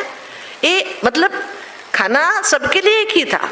जैसे नमक का बिना खाना देके हमारा चेहरा बिगड़ गया, लेकिन भाई साहब का चेहरा भी नहीं बिगड़ा, स्थिति भी नहीं बिगड़ी, आराम से आनंद से खा रहे थे।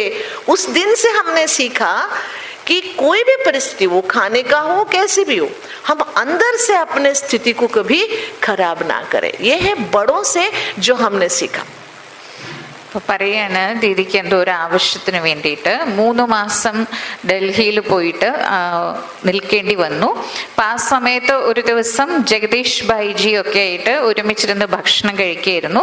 ജഗദീഷ് ഭായി ഉണ്ടായിരുന്നു, ചക്രധാരി ദീദി ഉണ്ടായിരുന്നു, പിന്നെ വേറൊരു സിസ്റ്ററും ഉണ്ട്, ദീദിയും ഉണ്ട്. അപ്പം 4 പേരും ഭക്ഷണം കഴിക്കാനിരുന്ന സമയത്ത് ഒരുപാട് വെറൈറ്റി നല്ല നല്ല വിഭവങ്ങളൊക്കെ ഉണ്ടായിരുന്നു.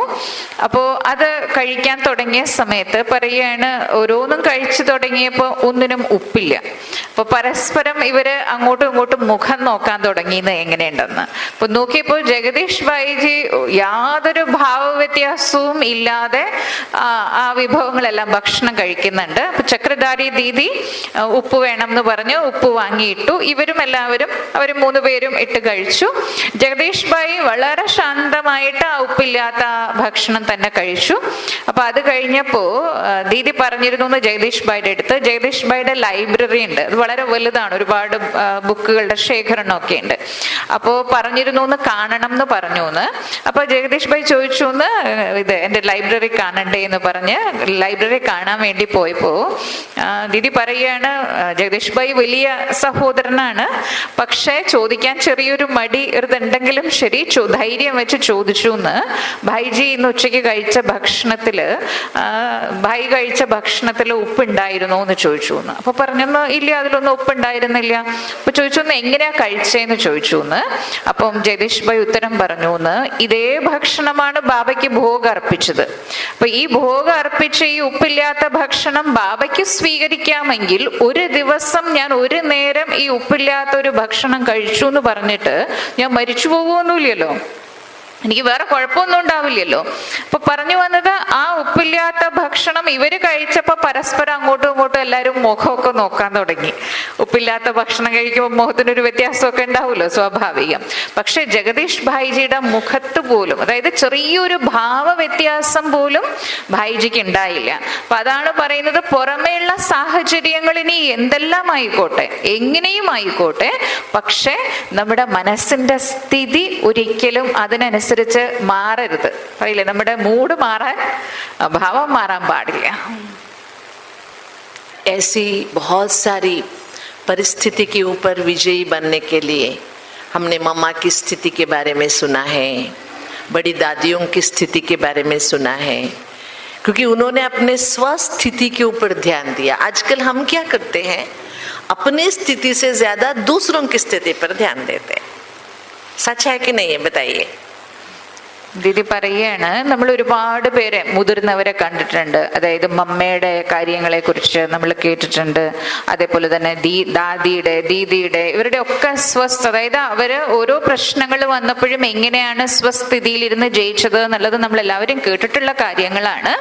അപ്പൊ പറയാണ്, ഇന്ന് പക്ഷേ നമ്മൾ ഓരോരുത്തരും ചെയ്യുന്നത് എങ്ങനെയാണെന്ന്, സ്വസ്ഥിതിയെ കുറിച്ച് ശ്രദ്ധിക്കുന്നതിലും കൂടുതൽ മറ്റുള്ളവരുടെ സ്ഥിതി എന്താണെന്ന് ശ്രദ്ധിക്കുന്നതിലാണ് കൂടുതൽ താല്പര്യം. सामने वाले ने गुस्सा किया, हम बोलते इतने साल पुराने आप गुस्सा करते हो, आपने उसके गुस्से को क्यों देखा? गलती हमारी है ना. सामने वाले ने गुस्सा किया, उसने किया तो उसका मार्क्स गया, लेकिन हमने उसके गुस्से को नोट किया तो स्थिति मेरी खराब है या उसकी खराब है. ഇപ്പൊ വിചാരിക്കുക, നമ്മുടെ മുന്നിലിരുന്ന് ആരെങ്കിലും ദേഷ്യപ്പെടുകയാണെങ്കിൽ നമ്മൾ പറയും, നിങ്ങൾ ഇത്ര പഴയ ആളായിട്ട്, ഇത്രയും വർഷം ജ്ഞാനത്തിലുണ്ടായിരുന്നു, ഇത്ര പഴയ ആളായിട്ട് ദേഷ്യപ്പെടുക എന്ന് ചോദിക്കുക. അപ്പോ പറയുകയാണ്, അതായത് നമ്മൾ നമ്മുടെ സ്ഥിതി നോക്കുന്നതിലും കൂടുതൽ മറ്റുള്ള മുമ്പിലിരിക്കുന്ന ആളുടെ സ്ഥിതി എന്താണ്, അവർ ദേഷ്യപ്പെട്ടോ ഇല്ലയോ, അവരുടെ സ്ഥിതി എന്താണെന്നുള്ളതിലാണ് നമുക്ക് ശ്രദ്ധ കൂടുതൽ. मैं आपको एक प्रश्न पूछती हूँ, आप सभी सेंटर जाते हो, है ना? दीदी वहां मुरली सुनाती है रोज रोज, आप आए ना आए, सेंटर तो खुला रहता है, सेंटर में मुरली चलती है. आप देरी से आए ना आए, सेंटर में तो रेगुलर चलना ही है. रोज दीदी आपसे प्यार से मिलती है, टोली खिलाती है. अगर आप गुरुवार को नहीं आए तो टोली रख के भी याद करके देती है.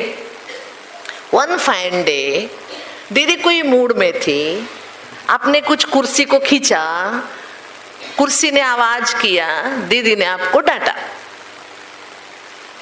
365 डेज दीदी आपसे प्यार से बात करती है. वन डे दीदी ने आपको डांटा, आपको क्या याद रहता है? 364 डेज की पालना या वन डे का डांट? ഉദാഹരണം പറയാണ്, നിങ്ങളെല്ലാവരും ദിവസവും സെൻട്രലിൽ മുരളി കേൾക്കാൻ പോകുന്നവരായിരിക്കുമല്ലോ. അപ്പം ദിവസവും സെൻട്രലിൽ ചെന്ന് കഴിഞ്ഞാൽ, അതായത് നിങ്ങൾ സെൻട്രലിൽ ചെന്നാലും ശരി ചെന്നില്ലെങ്കിലും ശരി, സെൻട്രൽ എല്ലാ ദിവസവും തുറക്കും, സെൻട്രൽ എല്ലാ ദിവസവും മുരളിയും വായിക്കുന്നുണ്ടാവും. വരുന്നവർ വന്നോ ഇല്ലയോ എന്നുള്ളതല്ല, അത് എല്ലാ ദിവസവും നടക്കുന്ന കാര്യമാണ്.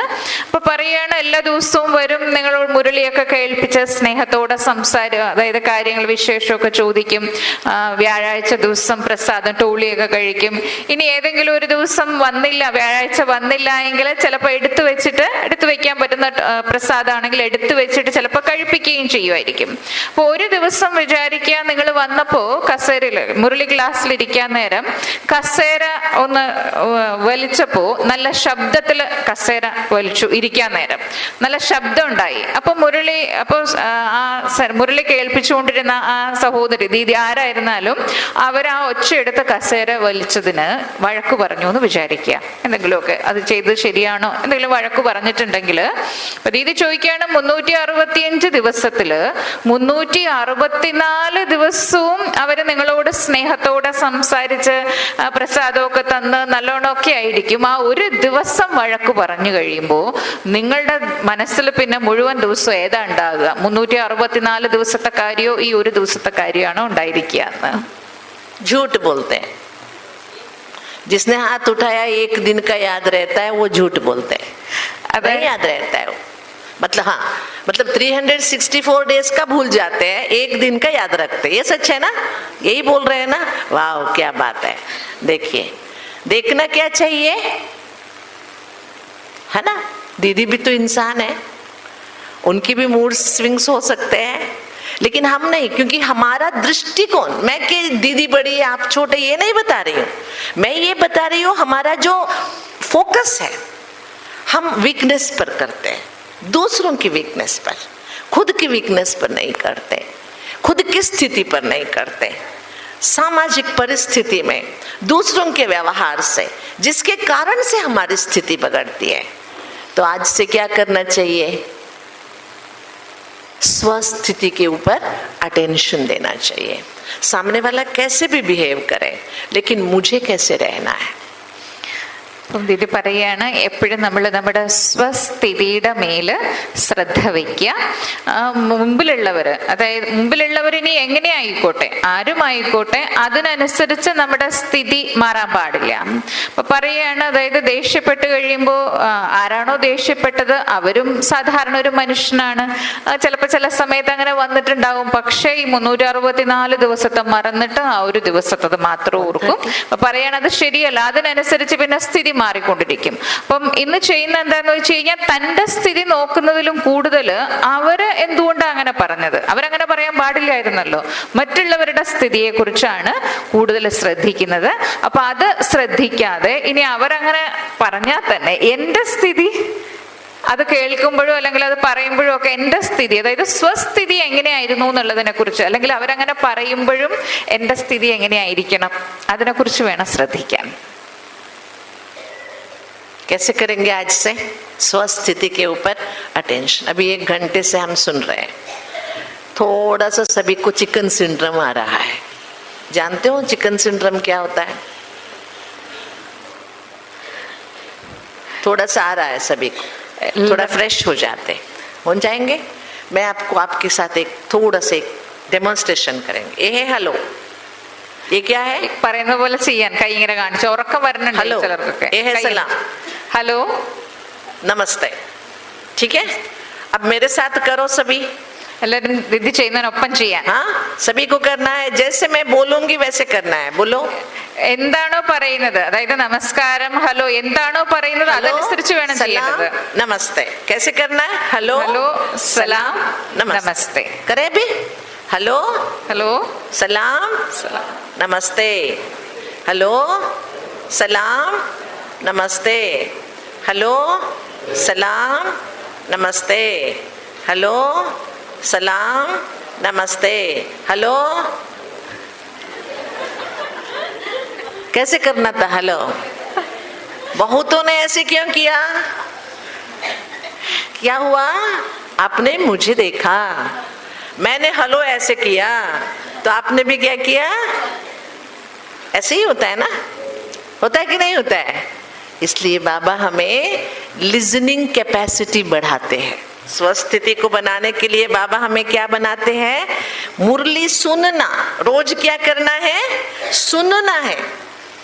जो सुनते हो उसे फॉलो करो, जो देखते हो वो फॉलो नहीं करो. किसको फॉलो करना है हमें? जिससे सुनते हैं। कौन सुनाता है? बाबा सुनाता है। मनुष्य को फॉलो नहीं करना है हमको। किसको फॉलो करना है? बाबा से सुनी हुई बातों को फॉलो करना है। बहुत सुंदर डेफिनेशन है। A leader must be a good listener. അതായത് ദീദി പറയാണ്, സ്വസ്ഥിതി നന്നാക്കുന്നതിന് വേണ്ടിയിട്ട് ബാബ നമ്മുടെ കേൾവി, അതായത് കേൾക്കുന്നതിനുള്ള കഴിവ്, കേൾവി ശക്തി വർദ്ധിപ്പിക്കുകയാണ്. അതായത് കാണുക എന്നുള്ളതല്ല, കണ്ട് പഠിക്കുക എന്നുള്ളതല്ല, കേട്ട് പഠിക്കുക. ബാബ നമ്മൾക്ക് മുരളിയിലൂടെ ഒരുപാട് കാര്യങ്ങൾ കേൾപ്പിച്ചു തന്നിട്ടുണ്ട്. ആ കേൾപ്പിക്കുന്ന കാര്യങ്ങൾ കേട്ടിട്ട് നമ്മൾ കാര്യങ്ങൾ ചെയ്യുക എന്നുള്ളതാണ്. അല്ലാതെ നമ്മുടെ മുമ്പിലുള്ളവരെ ചെയ്യുന്നത് കണ്ടിട്ട് അതുപോലെ ചെയ്യുക എന്നുള്ളതല്ല ബാബ നമ്മളെ പഠിപ്പിക്കുന്നത്. മുരളി കേട്ടിട്ട് മുരളിയിൽ ബാബ എന്തു പറയുന്നോ അത് നമ്മൾ ചെയ്യാന്നുള്ളതാണ്. അപ്പൊ ദീദി പറഞ്ഞത് നല്ലൊരു ലീഡർ എന്ന് പറഞ്ഞു കഴിഞ്ഞാൽ അങ്ങനെയുള്ളതായിരിക്കും. അവര് എപ്പോഴും കേൾക്കാൻ, മറ്റുള്ളവരിൽ നിന്നും കേട്ട് പഠിക്കാനാണ് കൂടുതൽ ശ്രമിക്കുക. इम्पोर्टेंट क्या है? हमको लगता है बाबा रोज मुरली सुनने क्यों कहता है ना? एक साइकोलॉजी है, डीप साइकोलॉजी. जिसको सुनने की कैपेसिटी अच्छी बन जाती है ना, उसकी अंदर की स्थिति ऑटोमेटिकली श्रेष्ठ होती जाती है. इसलिए भगवान ने 2 कान किया, एक ही जबान दिया है. 2 जबान 1 कान नहीं दिया. अगर ऐसा होता तो पता नहीं क्या हो जाता दुनिया. भगवान ने हमें 2 कान दिए और जबान 1 ही दिए. कम बोलो और ज्यादा सुनो. बाबा ने भी हमको संगम युग में जो हमारे स्टडी सब्जेक्ट्स है उसमें इंपॉर्टेंट सब्जेक्ट है रोज मुरली सुनना. इंपॉर्टेंट कौन सा सब्जेक्ट है? अभी अभी मुरली चली है. बाबा ने संडे मुरली में कहा पक्का पक्का पक्का नोट करो, मुरली रोज सुनना, पढ़ना नहीं है. क्या बोला है बाबा ने? सुनना है. जितना सुनने की capacity, grasping capacity, focusing capacity बढ़ाते जाएंगे. सुनने में क्या होता है? देखो हम क्या करते हैं, आज बाबा ने गुस्से पे मुरली चलाई, हम कहेंगे फलाने के लिए मुरली थी. हम अप्लाई नहीं करते मेरे लिए थी. हम क्या बोलते? इनके लिए थी. मतलब रॉन्ग लिजनिंग हो गया ना, हम गलत सुने. बाबा दूसरे के लिए सुनाता नहीं सुनाता वो आखिरी बात है. बाबा किसके लिए सुनाता है? मुझे सुनाता है. बाबा addressing personally to me, addressing personally address करता है. इसलिए जितना हम सुनने की कैपेसिटी को भगवान के लेवल पे, आप सोचिए दुनिया में 800 करोड़ मनुष्य आत्माओं का भगवान सुनता है और सभी को जो चाहिए वो देता है, तो उसके पास सुनने की कैपेसिटी कितनी होगी? है कि नहीं है? हम 1-2 का नहीं सुन सकते. चुप जाओ.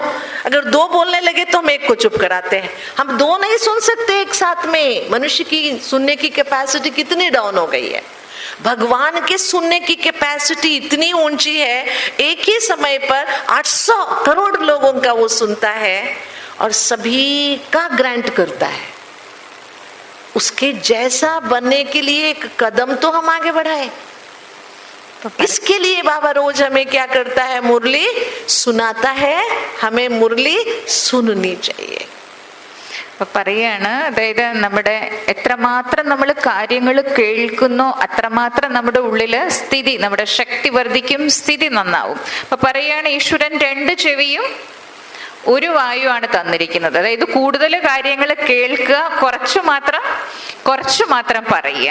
അപ്പൊ അല്ല, ഇനിയിപ്പോ വായ 2 തന്നു കഴിഞ്ഞാൽ എന്തായിരിക്കും സ്ഥിതി എന്ന് പറയാണ്. 2 വായും കൂടി തന്നിരുന്നെങ്കിൽ. അപ്പൊ 2 ചെവി, കൂടുതൽ കാര്യങ്ങൾ നമ്മൾ പഠിക്കുക, കേൾക്കുക എന്നുള്ളതാണ് അതുകൊണ്ട് ഉദ്ദേശിക്കുന്നത്. അപ്പൊ എത്രമാത്രം നമ്മൾ കേൾക്കുന്നോ അതനുസരിച്ച് നമ്മുടെ സ്ഥിതി നന്നാവും. അപ്പൊ പറയാണ്, ബാബ നോക്കൂ, ദിവസവും നമ്മളെ മുരളി കേൾപ്പിച്ചാണ് നമ്മുടെ സ്ഥിതി നന്നാക്കുന്നത്.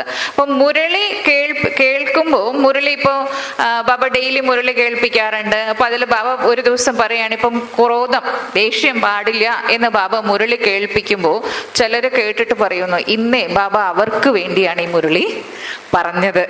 ദേഷ്യപ്പെടുന്ന ആരെങ്കിലും അവരെ കുറിച്ചാണ് ബാബ ഇന്ന് മുരളിയിൽ പറഞ്ഞത് എന്ന് പറയും. രീതി പറയണം. അപ്പൊ അതിന്റെ അർത്ഥം എന്താ? കേട്ട രീതി ശരിയല്ല.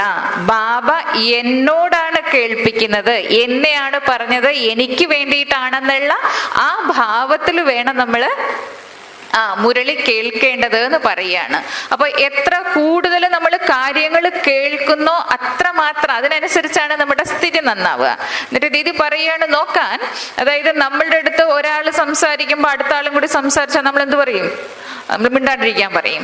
ഇവിടെ പറയാണ് ബാബ ഭഗവാൻ 800 കോടി ആത്മാക്കള് ദിവസവും ബാബയുടെ അടുത്ത് ഭഗവാന്റെ അടുത്ത് കാര്യങ്ങൾ പറഞ്ഞുകൊണ്ടിരിക്കുക. ഈ 800 കോടി ആത്മാക്കള് പറയുന്നതും ബാബ കേൾക്കുന്നുണ്ട്. കേട്ടിട്ട് അവർക്ക് എന്താണോ വേണ്ടത് അതനുസരിച്ച് ബാബ കൊടുക്കുന്നുണ്ട് അല്ലെ. അപ്പൊ എത്ര പേരുടെ എത്ര കാര്യങ്ങളാ ബാബ കേട്ടുകൊണ്ടിരിക്കുന്നത്. അപ്പൊ നമ്മള് അതായത് അത്രയും കാര്യങ്ങൾ ബാബ കേൾക്കുകയാണ്. അത്രയും പേരുടെ കാര്യം കേൾക്കുക എന്നല്ല, അത്രയും കാര്യങ്ങൾ ബാബ കേൾക്കുകയാണ്. അപ്പൊ ഇവിടെ നമ്മൾ പഠിക്കുന്നതും ബാബയ്ക്ക് സമാനം ആവുന്നതിന് വേണ്ടിയിട്ടാണ്.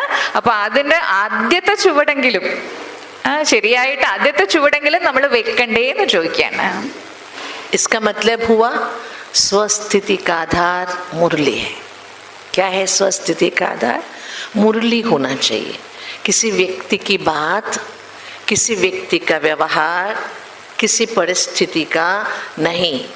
केवल मुरली पर हमारी अगर स्थिति टिकी, अगर मुरली को हमने अपना जीवन का गाइड बनाया, मुरली को जीवन का आधार बनाया, तो हमारी कभी स्वस्थिति बिगड़ नहीं सकती. लेकिन हम क्या करते हैं, मुरली को अपनी तरीके से इंटरप्रेट कर लेते हैं. मुरली श्रीमत है बाबा की, लेकिन उस श्रीमत को, जैसे मानो आपके घर में कोई दूध देने वाला है, वो रोज 1 लीटर दूध देता है. आज आपने उनसे 2 लीटर मांगा, उसके पास दूध नहीं होता है, फिर भी वो मना नहीं करता. वो देगा आपको 2 लीटर दूध. कैसे देगा? अपने कैन में पानी मिला देगा, है ना. हम लोग भी क्या करते हैं, बाबा की श्रीमत हम मुरली सुनते जरूर है, लेकिन हम मुरली को डाइल्यूट कर लेते हैं. क्या कर लेते हैं? मुरली को अपने मन मत मिलाकर डाइल्यूट कर लेते हैं, जिसके आधार से हमारी स्वस्थिति भी अप एंड डाउन हो जाती है. പറയാണ് സ്വസ്ഥിതിയുടെ ആധാരം, അതായത് സ്വസ്ഥിതി നന്നാക്കുന്നതിനുള്ള ആധാരം എന്ന് പറയുന്നത് മുരളിയാണ്. അപ്പൊ ദിവസവും നമ്മള് മുരളി എത്രമാത്രം ശ്രദ്ധിച്ച് നല്ല രീതിയിൽ കേൾക്കുന്നോ അതനുസരിച്ച് നമ്മുടെ സ്വസ്ഥിതി നന്നായിരിക്കും. അപ്പൊ അങ്ങനെ ആവുമ്പോൾ നമുക്ക് ഏത് സാഹചര്യത്തിലും നല്ല രീതിയിൽ മുന്നോട്ട് പോകാൻ സാധിക്കും. അപ്പൊ പറഞ്ഞത്, അതായത് മുരളി കേൾക്കുന്നതും പലരും പല രീതിയിലാണ്, പല ഇതിലിരുന്നിട്ടാണ് മുരളി കേൾക്കുന്നത്. അപ്പൊ ദീദി ഉദാഹരണം പറഞ്ഞ എന്താന്ന് വെച്ച് കഴിഞ്ഞാല്, ഇപ്പോ പാല് നമ്മൾ ദിവസവും ഒരാളുടെ കയ്യിൽ നിന്ന് പാല് വാങ്ങിക്കും. 1 ലിറ്റർ പാലാ വാങ്ങിക്കുന്നത്. അന്ന് നമുക്ക് 2 ലിറ്റർ പാൽ ആവശ്യമുണ്ടെങ്കിൽ ചിലപ്പോൾ ആളുടെ കയ്യിൽ ഉണ്ടാവില്ല. പക്ഷെ എന്നാലും ആളോട് 2 ലിറ്റർ പാല് വേണം എന്ന് പറഞ്ഞാൽ ചിലപ്പോൾ അയാൾ തരും. തന്നു ഇപ്പൊ എന്താ ചെയ്യാന്ന് വെച്ച് കഴിഞ്ഞാൽ അതിൽ കുറച്ച് വെള്ളം ചേർക്കും. അതായിരിക്കും ചെയ്യുക. കാരണം അദ്ദേഹത്തിന്റെ കയ്യിൽ എപ്പോഴും ഉള്ള അത്രയല്ലേ ഉണ്ടാവുള്ളൂ. അപ്പൊ വെള്ളം ചേർക്കും. അപ്പൊ അതേപോലെയാണെന്ന് പലപ്പോഴും മുരളിയില് ബാബ പറയുക, വെള്ളം ചേർക്കാറുണ്ട്. അതായത് നമ്മൾ നമ്മുടേതായ രീതിയിലാണ് മുരളി മന്മത്ത് അതില് കുറച്ച് മിക്സ് ചെയ്തിട്ടാണ് മനസ്സിലാക്കുകയും പറയുകയൊക്കെ ചെയ്യുന്നത്. അത് നമ്മുടെ സ്ഥിതിയെ വളരെ മോശമാക്കും. तो क्या करेंगे आज से? इम्पोर्टेंट है, आप याद रखना, हमारी स्थिति को बिगाड़ने वाले बहुत है, लेकिन बनाने वाले कोई नहीं है. हमको ही बनाना होगा. अगर हमने स्थिति को बिगाड़ लिया तो लोग कहेंगे अरे इसकी स्थिति तो बेकार है, इससे दूर चले जाओ. कोई हमारा साथी भी नहीं बनेगा, सहयोगी भी नहीं बनेगा, हमारे लिए रहम भी नहीं खाएगा, लेकिन दूर कर देगा. तो हमें अटेंशन अपनी स्थिति का खुद को रखना है ना. संगम युग में मैं आपको अपने अनुभव से, मैं आपसे एक बात क्लियर करूं, जो मन में आया वो मैं क्लास नहीं कराती हूँ. जो मैं कर सकती हूँ वही मैं क्लास कराती हूँ. जो मैं कर रही हूँ वही आपके साथ शेयर करूंगी. मैंने संगम युग में अनटोल्ड एक कानून बना लिया है, वो है किसी भी परिस्थिति में हम अपने स्थिति को खराब नहीं करेंगे. स्पेशली मैं अपनी स्थिति को मैं कभी बिगाड़ती नहीं हूँ. किसी की कहने पर, किसी भी बात पर, कुछ मिलने पर, कुछ नहीं मिलने पर मैं अपनी स्थिति को नहीं बिगाड़ती हूँ. क्योंकि स्वस्थिति is foremost important thing in my life, है ना. सबसे इंपॉर्टेंट है मेरी अपनी स्थिति. अगर अपनी स्थिति बाबा के कहने पर मैं ठीक रखी तो कोई भी परिस्थिति मेरे सामने ठहर नहीं सकती। इसलिए हमें आज एक पक्का करना है। अभी हम 5 दिन भट्टी में बैठेंगे, कुछ सुनेंगे, कुछ सुनाएंगे। इसमें हमें अटेंशन रखना है कि कोई भी परिस्थिति, बारिश आए, धूप आए, कुछ भी हो जाए, लेकिन आज 5 दिन हम अटेंशन रखेंगे। किसी भी परिस्थिति से हम अपनी स्थिति को बिगड़ने नहीं देंगे। हो सकता है ദീദി പറയാണ്, അതായത് സ്വസ്ഥിതി നന്നായിരിക്കുന്നത് മുരളിയിലൂടെയാണ്. സ്വസ്ഥിതി മോശമാക്കുന്ന അനേക കാര്യങ്ങളുണ്ടാവും, അനേകം പേരുണ്ടാവും. പക്ഷെ നമ്മുടെ സ്വസ്ഥിതി നമ്മുടെ മുരളിയിലൂടെ മാത്രമേ നമുക്ക് എപ്പോഴും ശ്രേഷ്ഠമാക്കി നല്ലതാക്കി വെക്കാൻ സാധിക്കുകയുള്ളൂ. ഇപ്പൊ പറയാണ്, നമ്മൾ ഈ 5 ദിവസം നമ്മൾ ദീദി എടുക്കുന്ന ക്ലാസ്സുകൾ അങ്ങനെയുള്ളത് വെറുതെ പറയുക മാത്രമല്ല, ദീദി എന്താണോ സ്വയം പുരുഷാർത്ഥം ചെയ്യുന്നത്, അനുഭവം ചെയ്തിട്ടുള്ളത്, അല്ലെങ്കിൽ പുരുഷാർത്ഥം ചെയ്തുകൊണ്ടിരിക്കുന്നത്, ആ കാര്യങ്ങൾ മാത്രമായിരിക്കും ഈ 5 ദിവസത്തെ ഭട്ടിയിൽ നമ്മളെ കേൾപ്പിക്കുന്നത്, അല്ലെങ്കിൽ നമ്മൾ കേൾക്കാൻ പോകുന്നത്. അപ്പോൾ ദീദി പറയുകയാണ്, ഈ സംഗമയുഗത്തിൽ ദീദി അങ്ങനെ ഒരു മനസ്സിൽ ദൃഢമാക്കി വെച്ചിരിക്കുകയാണ്. എന്തെല്ലാം വന്നിരുന്നാലും ശരി, ഇനി എന്തെങ്കിലും കിട്ടിയാലും ശരി, കിട്ടിയില്ലെങ്കിലും ശരി, സാഹചര്യം ശരിയായിരുന്നാലും ശരി, ഇല്ലെങ്കിലും ശരി, എങ്ങനെയുള്ള സാഹചര്യമായിരുന്നാലും ദീദി ഒരിക്കലും തൻ്റെ സ്വസ്ഥിതി ഒരിക്കലും അതായത് താഴാൻ, മോശമാവാൻ അനുവദിക്കില്ല. അപ്പൊ അതിനുള്ള ഏറ്റവും നല്ല ആധാരമാണ് മുരളി. നമ്മൾ ശ്രദ്ധിച്ച് കേൾക്കുക. എപ്പോഴും നമ്മുടെ സ്വസ്ഥിതിയുടെ മേൽ, മറ്റുള്ള ഒരു കാര്യങ്ങളും മറ്റുള്ളവരിലും മറ്റു കാര്യങ്ങളിലും ആയിരിക്കരുത്, നമ്മുടെ സ്വസ്ഥിതി നന്നാക്കി വെക്കുന്നതിലായിരിക്കണം എപ്പോഴും നമ്മുടെ ശ്രദ്ധ ഉണ്ടായിരിക്കേണ്ടത്. देखो, हम लोग 84 जन्मों में हर जन्म मनुष्यों से सुने, मनुष्य मत सुने, मनुष्यों की बातें सुने। वो भले देवता थे, इंसान थे, गुरु थे, स्वामी जगत गुरु कुछ भी थे, लेकिन थे तो इंसान ना, इंसान की बातें सुने।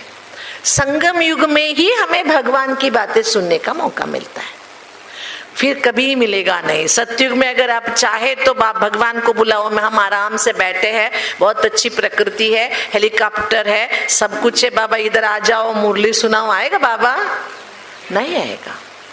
केवल संगम युग में भगवान की बातें सुनने का हमें मौका मिलता है, समझने का मौका मिलता है। आप सोचो, दुनिया में कितने लोग बैठे हैं, सिंपल सी बाबा की मुरली उनको समझ में नहीं आता, उनको वेद समझ में आता है, उपनिषद समझ में आता है, लेकिन बाबा की मुरली समझ में नहीं आती। लेकिन हम लोगों को, भले हम वेद शास्त्र नहीं जानते, लेकिन हमको भगवान की बातें समझ में आती है कि नहीं आती है? किस किस को भगवान की बातें समझ में आती है? हाँ, सभी को आती है। तो इसलिए हम विशेष भी है, भाग्यवान भी है। भगवान हमारे सामने बोलता है, दुनिया के सामने नहीं बोलता। भगवान हमसे बातें करता है, दुनिया के सामने बातें नहीं करता। तो भगवान हमसे बात करता है, तो उस भगवान की बात को इतना महत्व देके सुनो, समझो, खुश हो। कई बाबा की मुरली सुनते भी ऐसे करते हैं। मैं सोचती हूँ आपके सामने मोदी जी, कौन? प्राइम मिनिस्टर मोदी, वो बैठे हो, आप उनकी बातें सुन रहे हो, ऐसे करके बैठेंगे,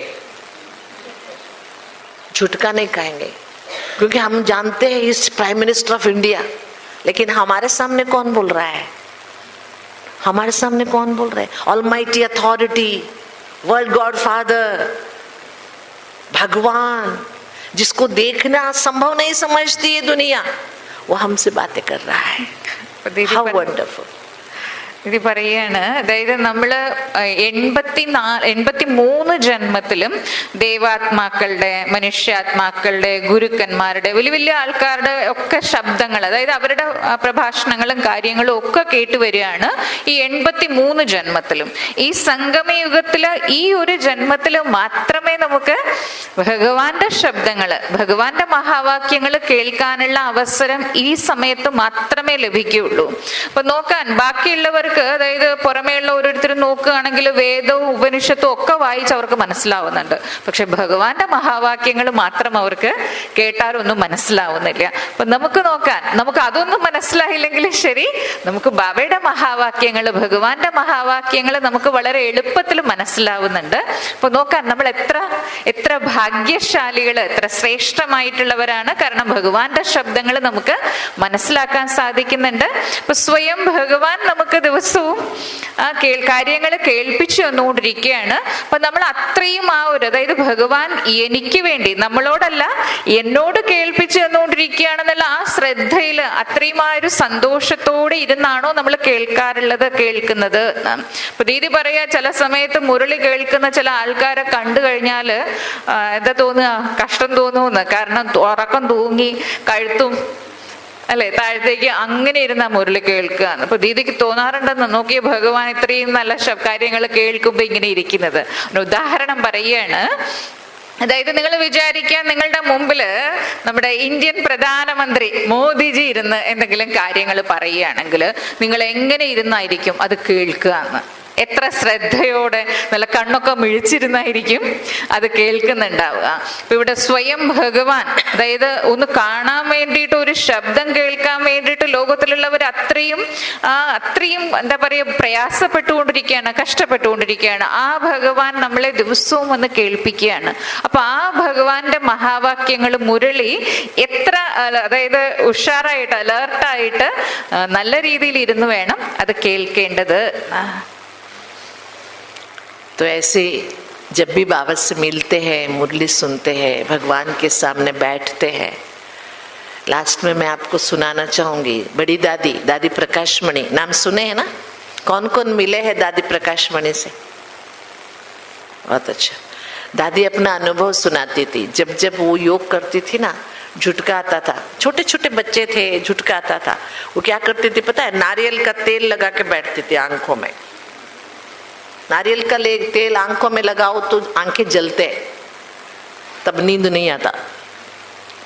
और हमारे विश्वरतन दादा योग बाबा अमृत वेले उठा के बिठा देते थे, नींद आती थी। वो क्या करते थे पता है?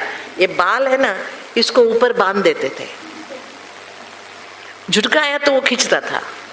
ऐसे सब कष्ट उठा के उन्होंने प्रभु मिलन का अनुभव किया।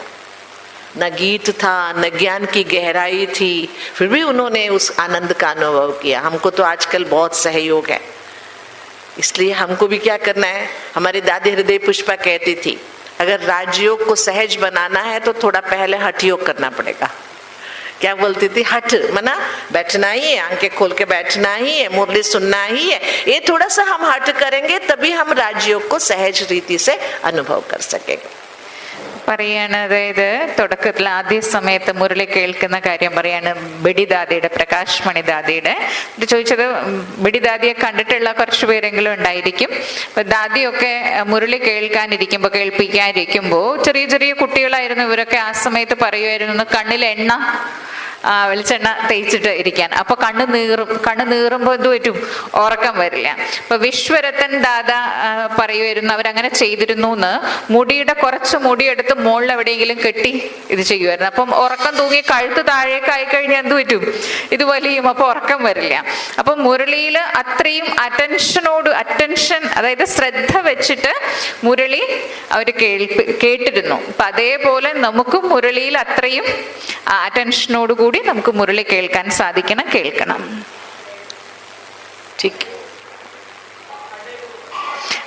ഹൃദയപുഷ്പദാദി പറയുമായിരുന്നു എന്ന്. അതായത് രാജയോഗം ചെയ്യണമെങ്കിൽ രാജയോഗത്തിന് മുൻപ് കുറച്ച് ഹഠയോഗം ചെയ്യണം എന്ന്. ഹഠയോഗം എന്ന് പറഞ്ഞാൽ മനസ്സിലായി, ഇത്തിരി കണ്ണൊക്കെ തുറന്നിരിക്കുക, അലേർട്ടായിട്ടിരിക്കുക. അപ്പൊ അതിന് വേണ്ടിയിട്ട് ആദ്യം കുറച്ച് ഹഠയോഗം ചെയ്ത് കഴിഞ്ഞിട്ട് രാജയോഗം ചെയ്യുമ്പോൾ കുറച്ചും കൂടി ഈസി ആയിരിക്കും എന്ന് പറയുമായിരുന്നു എന്ന്. ठीक है, अभी हम थोड़ी देर योग करेंगे, लेकिन बैठ के नहीं करेंगे, खड़े खड़े करेंगे। योग अभी बैठ के करेंगे तो थोड़ा सा नींद आने का समय है, ये समय ही है नींद आने का। इसीलिए अभी सभी योग करेंगे 10 मिनट। कौन बैठे? ये 5 स्वरूप का लगाना, ताकि घूमते घूमते 5 स्वरूप का अनुभव। അപ്പൊ ഇരുന്നിട്ടല്ല, നിന്നിട്ട് യോഗം ചെയ്യാം. കാരണം ഇരുന്ന് ചെയ്യുമ്പോൾ ചിലപ്പോ ഉറക്കം വരും. അപ്പൊ അതുകൊണ്ട് നിന്നിട്ട് നമുക്ക് യോഗം ചെയ്യാം കുറച്ച് നേരം. ठीक है, खड़े हो सकते। अगर कोई इतना बुजुर्ग है नहीं खड़े हो सकते तो भले बैठे, ऐसे नहीं कि कंपल्सरी। എഴുന്നേറ്റ് നിൽക്കാൻ ബുദ്ധിമുട്ടുണ്ട്, തീരെ പറ്റാത്തവര് കുഴപ്പമില്ല ഇരുന്നോളൂ, അല്ലെങ്കിൽ എഴുന്നേറ്റ് നിൽക്കൂ.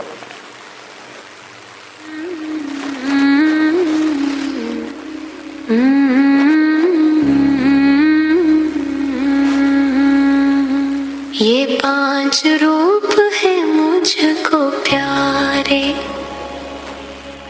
करते हैं देहभान से न्यारे। ये 5 रूप है मुझको प्यारे, करते हैं देहभान से न्यारे। आओ याद करें अपने वो रूप, मैं आत्मा ज्योति बिंदु रूप है मेरा,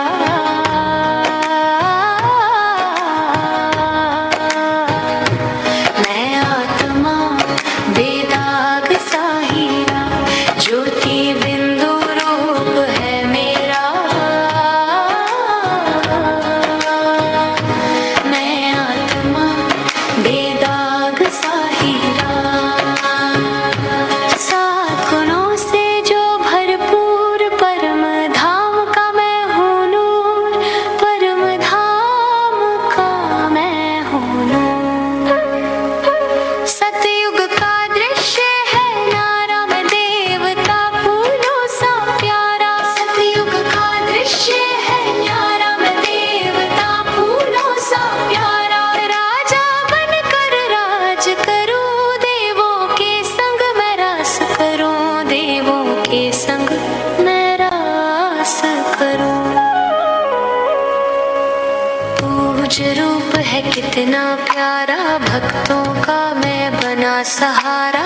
पूज रूप है कितना प्यारा, भक्तों का मैं बना सहारा। दुखियों के दुख दूर मैं करता, सबकी चाहना पूरी करता, सबकी चाहना पूरी करता। ब्राह्मण रूप में मधुबन आई, ज्ञान रत्नों की झोली पाई। ब्राह्मण रूप में मधुबन आई, ज्ञान रत्नों की झोली पाई। बाबा का बन सेवा में डूबी, संगम युग की महक अनोखी, संगम युग की महक अनोखी। फरिश्ता बन उड़ता मैं जाऊं, मोह माया सब छोड़ के आऊं। फरिश्ता बन उड़ता मैं जाऊं, मोह माया सब छोड़ के आऊं। ज्ञान योग के पंख फैलाता, बाबा का संदेश सुनाता, बाबा का संदेश सुनाता। ये 5 रूप है मुझको प्यारे, करते